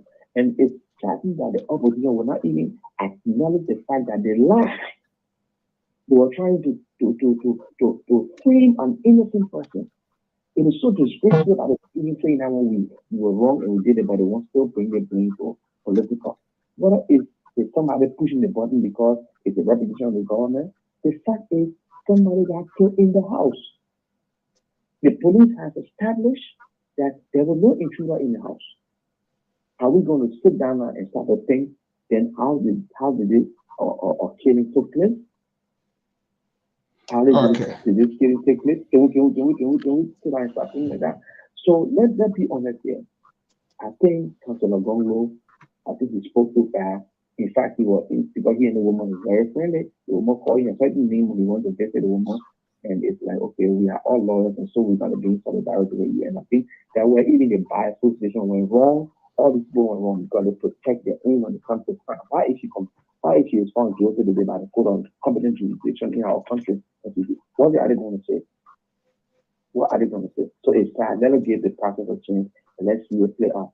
Another thing to Mr. Jiro. Yeah, quickly before Mr. Gonglo does not have, going on now. Mr. Gonglo does not have the political gravitas in our political space at this point. I think that's what the scholar was trying to tell him, that he's not near me, it's not he was denigrating or being or condescending. He was just trying to say, look, this man, when it comes to heavyweight in our political arena, he's nobody. That's what he was trying to say, and that's a fact. I'm sorry you don't like to hear, but that's a fact. He's nobody in our political space. So thank you so much. Okay, Jones. Yes, sir. Thank you for being so patient. That's what we do here. We don't sanction voices, even if we don't like it. We choose to listen to the voice view. They came back strong. Are you, our man, Dr. Toto here? What's the war? Declassify you to establish your true identity. Like my man, Royal Mr. So is CDC. Go ahead. Well, first of all, I want to thank Dr. Toto. This is what the platform is all about, The platform allows us to put forward our smile and our emotion. So I want to thank Dr. Toto for his classification tonight. And I will respond to him at an appropriate time. But back to Mr. Gibson, I just wanted to make a few interjections here for Mr. Gibson and probably to provide some little education about what I said, the objectivity and subjectivity. You see, the Honorable Councilor Gongolo, he does not have monopoly over legal issues in Liberia, but he has been at the forefront of helping people. That statistics is still disputable. That statistic can still be challenged, but it's a fact he's been helping some people.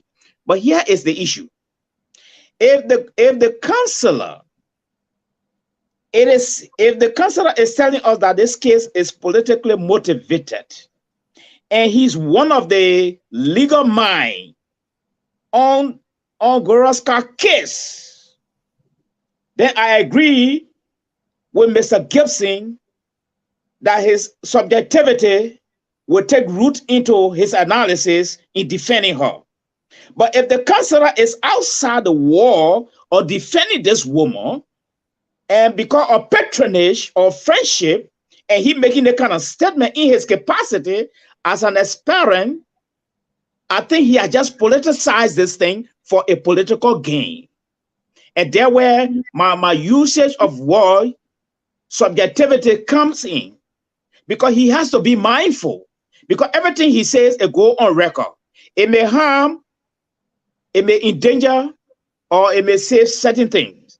So at this point in time, we cannot get up categorically and accuse CDC or politicizing or creating a condition to entangle the woman legally and throw her in prison. We cannot say that. So Gongoro is making this statement in her capacity as an aspirant. And if that is the case, then he just misspoke. And that can be very severe for the rest of his campaign promotion when it comes to public relations. If he's making this statement as one of the legal mind defending her, then the subjectivity is in place. But I think what I see here, finally, what I see here is that the councillor, I think there's something I will call conflict of interest right now. There's a conflict of interest right now going on with the councillor and Gloria Scott. And the conflict of interest here is that the capacity he in now, I don't see him as a lawyer. I see him as a presidential material. And I expect him to perform within our scope. Anything beyond that, he will be politicizing certain things. And this is where I'm holding the councillor feet to the fire and also educating Mr. Gilson about the councillor dual role. Thank you. Okay, that's for the views and opinions. That's what we do here at LPR. And I think, to some extent, we people, the legal minds, they should allow the process to play out. And maybe one of the things, we had a conversation here before in the past. When the incident took place, he went to sympathize, which of course anybody can do. They are colleagues and so. But his statement there was more or less political. Apparently, a homicide was committed, allegedly. We don't know who is the person. His first visit was, this is why you should elect me, that will have security. That is so. You are a presidential material. I think when that was fight over the boat. And the GOL, the police, they screw up too, and that's the point I was making there. We see here, and when these things have happened, the police is there to determine whether an alleged crime or crime was committed. We can now say from the outside world that a homicide was committed because there was a victim in this whole case. So the police, they do all of their thing. The next thing we thought of was to turn this thing over to the district attorney, the district attorney or county attorney, whatever they want to call it, to be side by side to look at these press conferences. The police will address the issues of whatever crime.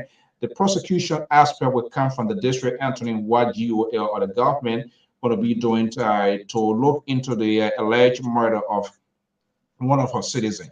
That wasn't done. They went there, no charge letter, and decided to take her. But the question here is somebody needs to answer the question. How this thing play out? And I know the councillor in the past been raising alarm that there was some sort of threat here. So I'm wondering here, whether there are some sort of cameras there. What has been the internal investigation with aimed?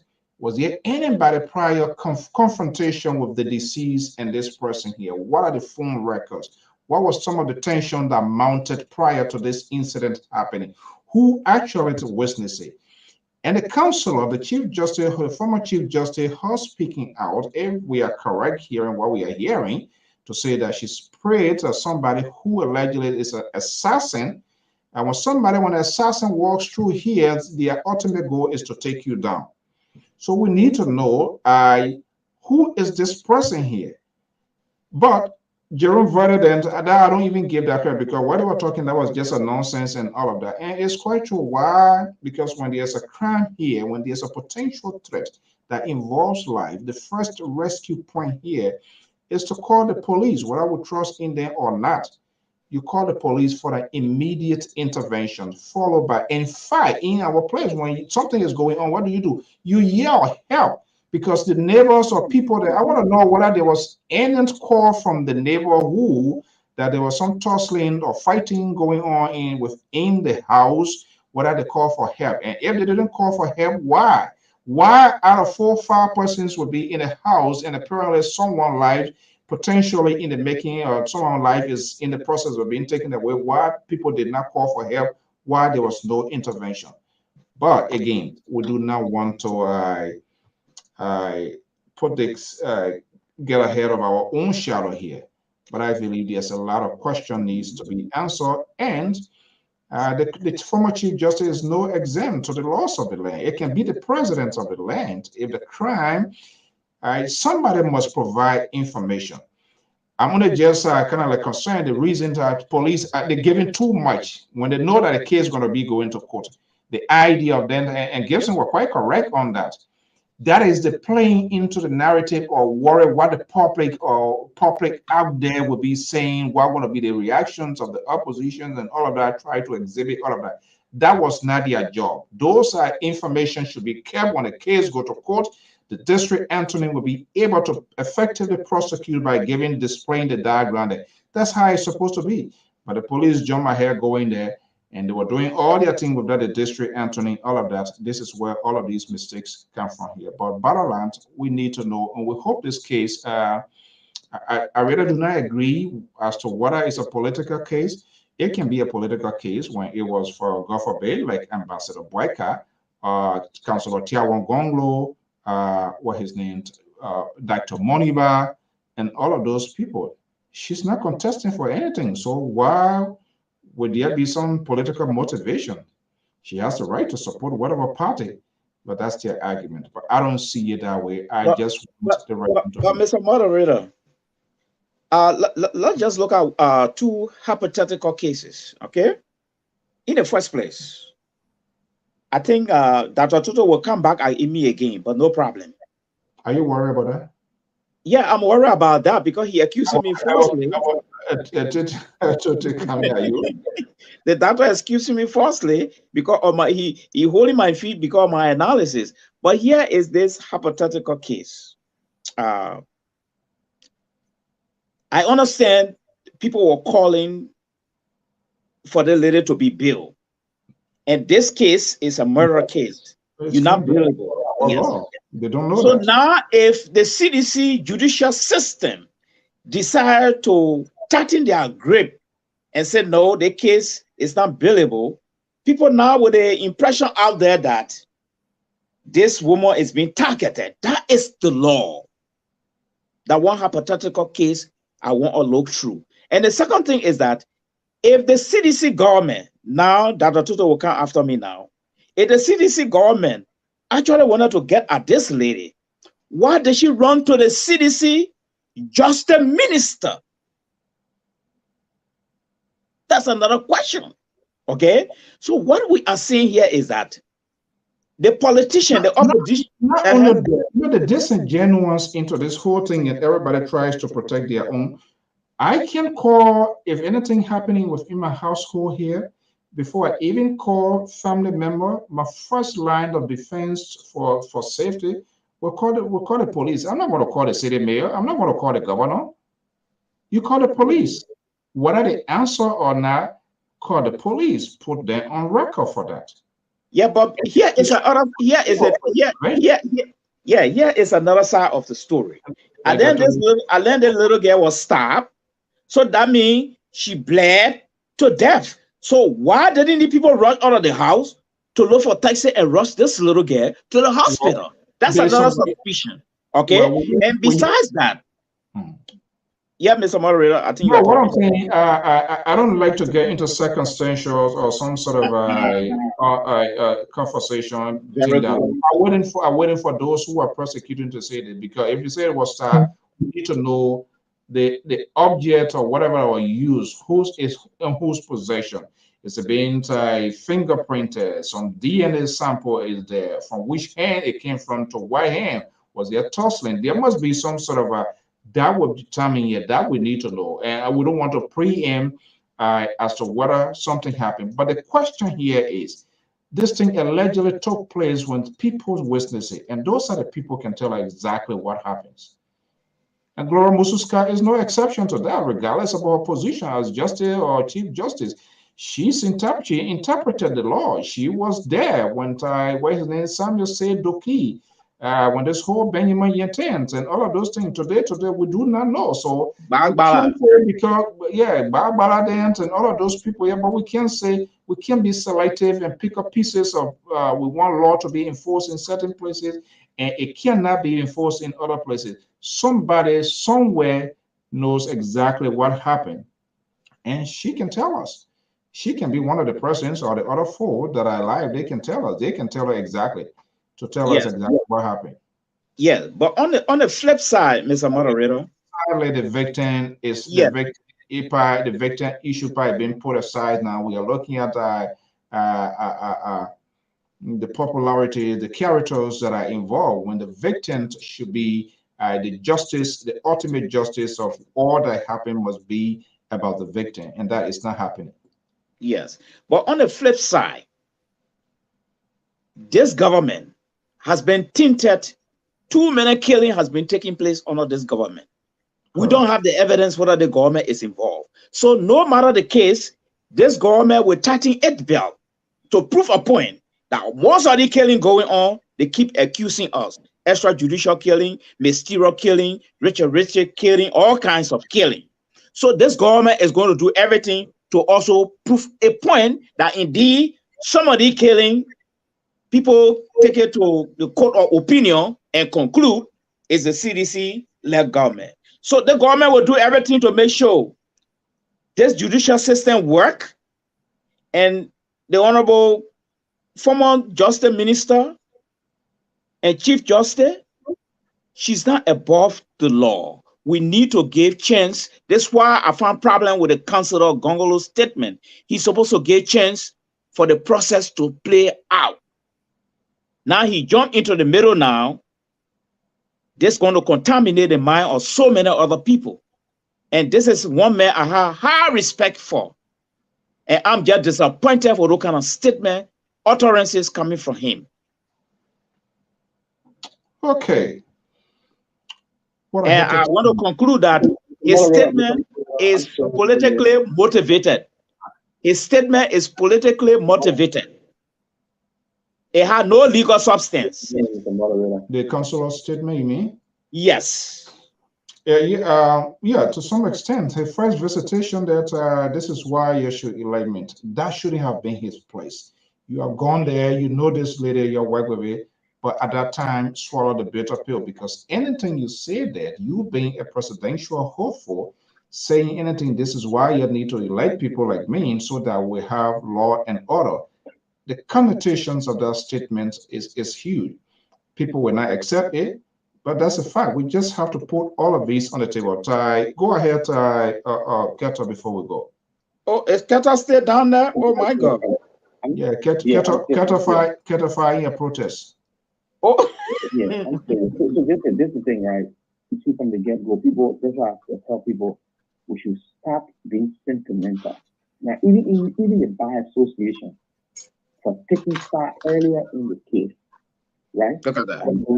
Giving her almost solidarity and supporting her because she was a lawyer. She was, former this, former that, and whatever, teaching at the law school, has absolutely nothing to do with the crime. So when these things happen, they should stay away because the Bar Association is a national association. Now the Bar Association should look back. What if this woman is really guilty when they go through the court proceeding? Why are they going to say no? You understand? So these are things they should stay away from. The councilor was very wrong, and I don't know how people look at it. This is wrong. Everybody stay out of this thing. Let the people do the investigation. So, but also just for your information of our people, our consumer information, listening audience information. When this case started, imagine the people who are the first to give information to the police, refused to give information to the police. Refused on numerous occasions. They didn't allow even the police access to the crime scene. That public outcry has to be on them. The police are continuously doing it. Even up to an extent where our legislature all got involved. 20 years as the police. 20 fingers at Jefferson Koji, legislator. That's how bad the whole thing was. The Justice Minister also, who is in connection with this woman because of his relationship with her sister. That was some by her sister. Will also play another role in it. And yet was the CDC Justice Minister. Yeah, he works in the government, but he's not a physician. He's a Unity Party man. He was brought on the Eddie Johnson. The fact is, yes, every little thing can get on yours. Everything can get you know the CDC member there. So why would you want to speak for Musa Ding? Okay, all right, guys. And that's the beauty of our government. We don't exclude people because of their party association. We don't exclude people. This is the reason why he's the only one in the government that can differ from the president. But again, we should do the right thing. When somebody does wrong, I don't care if it's your mom or your dad or your brother or your sister, and you're in the seat of dispensing justice, dispense justice equally. In that case, where a common person who in his house or in a family house, somebody was killed and there was no intruder, those people will be behind bar. There will be no hippos couples, there will be nothing, they will be behind bar, wouldn't go to trial and all that kind of stuff. But because we put this woman on a pedestal, that she was a chief justice, she was senator, she was this, so she cannot even kill a fly. That's a myth in our society and should stay, because we saw governor of constantly killing their wife and their house and their son. Right here. You see that happen. So we just start this and start so people keep eating within our state. Okay. Thank you so much. Thank you so much. Malik Jones, thank you so much. You know, that's the problem, that's the challenge we have, and everybody tries to be very protective of their own. So they want to reconstruct the laws overnight because it doesn't favor them. Mr. Moderator, I don't know whether you have answer for this question. Is Councilor Gongolo one of the legal team? He on the legal team? No, I was just looking at here, and that's one of the things when I saw this thing. I said, "Oh my God, these are professionals, and these you know, the 31 lawyers, counselors, Anthony." I don't see his name here, unless it was added. Oh, she having 31 lawyers? Those that came to her defense said they were standing by her. Now, I don't know which in solidarity with her arrest or to seek justice for the victim. That I don't know. I haven't spoken with any of them. So this is a kind of convoluted one here because this is to suggest how polarized. This is to suggest how polarized the country is because the dead who needs justice, we are not even talking about. We are not talking about the dead. We are not seeking justice for the dead, but we are looking at characters that are involved or allegedly been accused of, you know, something say they are standing with her, but it is why it is, and that's the dangerous. And Mr. Tapper asking, that's sad.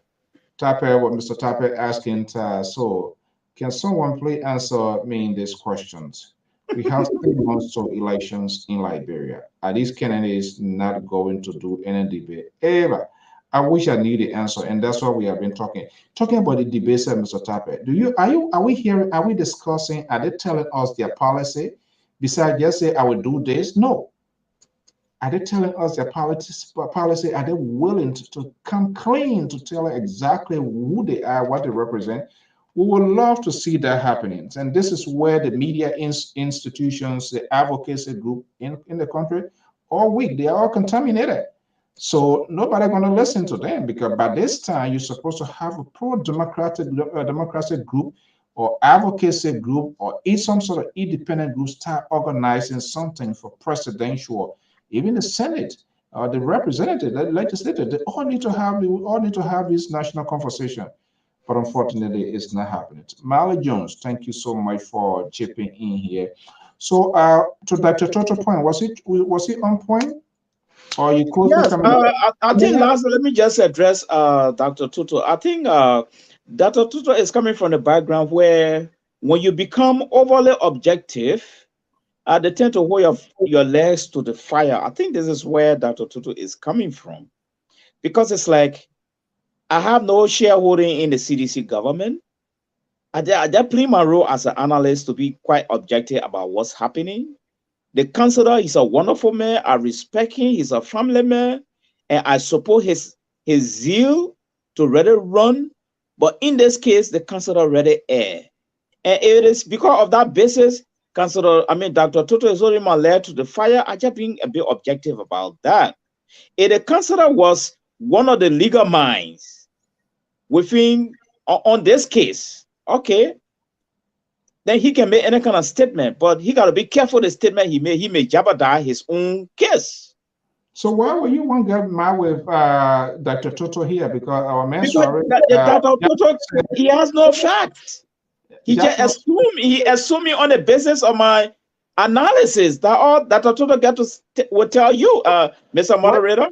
What were you saying about same way analysis? Mr. So is in his CDC jacket tonight again. All of his analysis are in favor. And sorry, this is what people don't like. People don't like for people to say the truth. The day you say, one day we're in the opposition, and part of the reason is the expectations of from the opposition. You are looking for a job. You have to do something extraordinary. You have to cut through that corridor. You have to put your prove your point. But unfortunately, it's not happening. And I don't know why Councillor Gongo spoke to that point.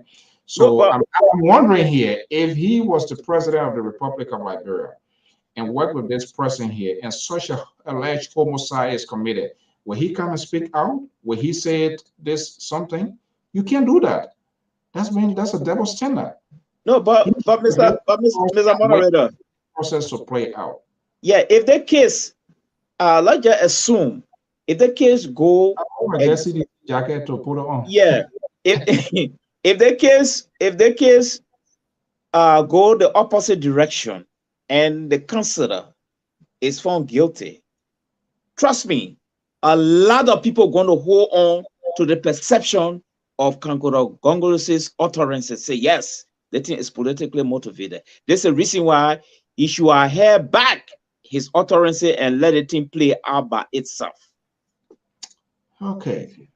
Dear brother. Okay. Okay. On the flip side, let's say the ANC political leader and Ambassador Boakai making these statements.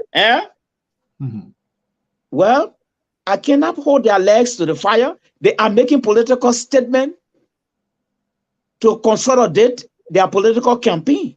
But this is a legal mind turned politician now using his legal analysis into politics. I mean, that's compromises the whole lot of things. That's why I stay hanging on Councillor Gongoro that he make the wrong pronounced proclamation this evening or whatsoever time he made it.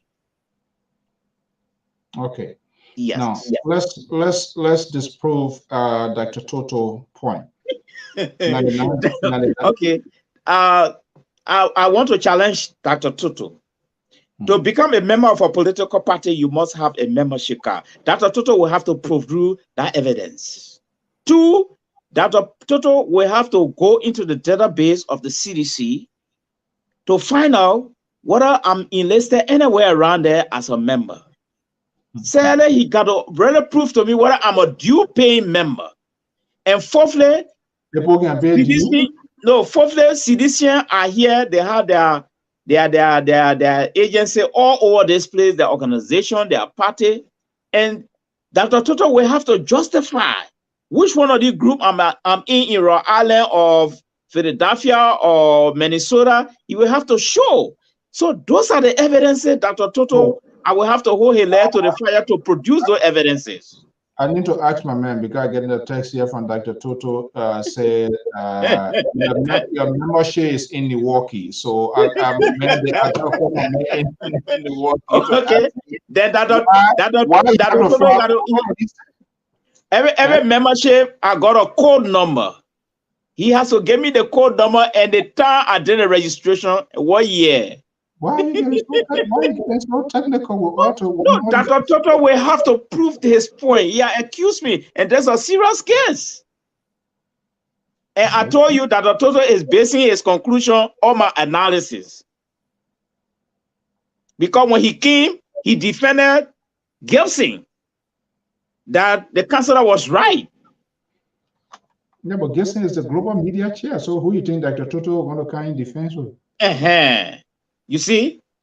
So there where Dr. Toto is coming from, no other evidence, nothing. And if that where he coming from, there is circumstantial. It don't have boom, it's not strong. For Dr. Toto to rather convict me of being member of the CDC political machinery. I just been very objective here. The councillor misspoke. And secondly, this is conflict of interest. If a councillor, he was not a councillor at all, just an ordinary politician, I would just say, well, he had just politicized this thing and we'll move on. But this is one of Liberia's dependable, well-admired legal mind. Right. And I respect him a lot. And so I'm just disappointed tonight. Disappointment is part of daily life because you have to get appointment and disappointment. In the absence of disappointment, life is incomplete. I guess we're not going to really get a conversation about good day. You're getting power. I know, Mr. Gibson will want to come back. Okay, let me give my man. We are kind of long way. Let me give him 2 minutes. Gibson. I can't stand the fact that the guy will just go like that, man. I knew it. I told you, Casey will want to come back. Oh my goodness. I just watch it and it may just punching and punching.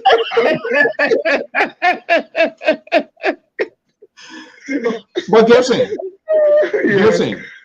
let's turn the camera off here and pretend here. The counselor and the reason people, and I'm one of the opinion that his statement is more or less, he put the horse before the car. When he visited which of course he has the right to do.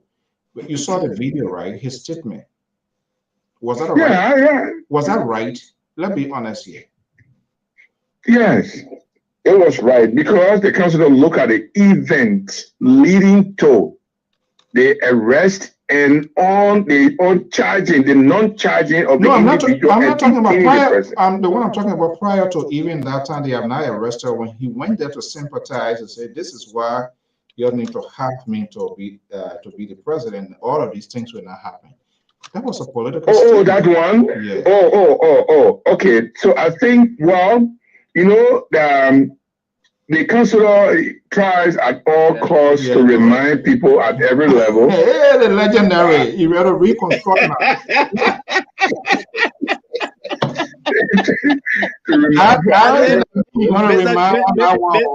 Mr. Gibson, I give her governance and security is paramount. And what he was saying was not insensitive to the death of the individual, was not insensitive to the plight of the people, but he was reminding everybody that he was trying to capture or captivate attention to the way security is done in. You know the kind of information that was going around. The information was that armed robber went in there and killed somebody. And he went there, he tried to indicate, and which he had always done, to talk about the plight of the Liberian people based on the increase of armed robbery. So quickly, if I get you right, the the counselor was acting on the prevalent information, first-hand information at the time. Yeah, because you say the information went wide and said armed robber went in there.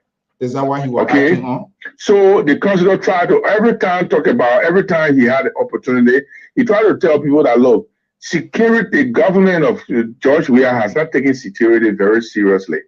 And so when he get into power, it's going to be the number one thing he's going to prioritize. So when he bring him at his level now, when he make the kind of statement at certain events and certain happenings, it bring the conversation to a head. And that's what he was trying to do. But it was not intended to downplay or not to downplay anything, but he was trying to bring the conversation, to elevate the conversation to the level of insecurity. Was that appropriate at the time, his first visit to sympathize, to make he being a major stakeholder, actor? Was that appropriate? Or it would have been done at a little press conference to more argument his case on his watch? There will be full law enforcement here. Was that appropriate at that time? Some people who do not support him will say not appropriate. Those who support him will say it is appropriate because he used a specific event to highlight a particular. You can see in America when something happened in New Orleans, the president was standing and say, "We try to pass law to stop this thing, but Democrats are not allowing us to prove." They always use an event to bring an issue to a head. That's the beauty when you get a rightful people to channel your message. You don't struggle because they will know how to. I agree with you on that part too. You and myself, we are both journalists. We got that kind of instinct that if I were a journalist and I wanted to make that comment, maybe I will reach a fabulous press conference But you know, these political campaign, these political leaders, they have a different way of thinking about issues. We will not sometimes understand them. We always think it's wrong until at a certain point, then we realize that, oh no, I don't think it's wrong. You know, so yes, so I think the councilor feels for the people, and he feels that the security situation was not good, and he decided to bring it to highlight at the level of the national discussion. Now we are talking about it. We are talking about it because he said that. He brought it to a head. If you're not going to say anything that day, nobody's going to discuss it. We're discussing it now. That's why he wanted the debate to be on. But though, I wanted to respond to Mr. Malay. Mr. Malay, your punches were hurtful. I would take them in good faith. But the councilor, like I said from the beginning, when the police has a prerogative to actually investigate. I'm one person who believes in the rule of law, and I believe in the police action. The councilor does too. That's why he has a 10-point and emphasize police action, that no political leader will interfere with police action. It's in one of the 10 points of Better Liberia by Councilor Tiawanse Konglo. But here is the thing, brother. If you want to do the job, do it right.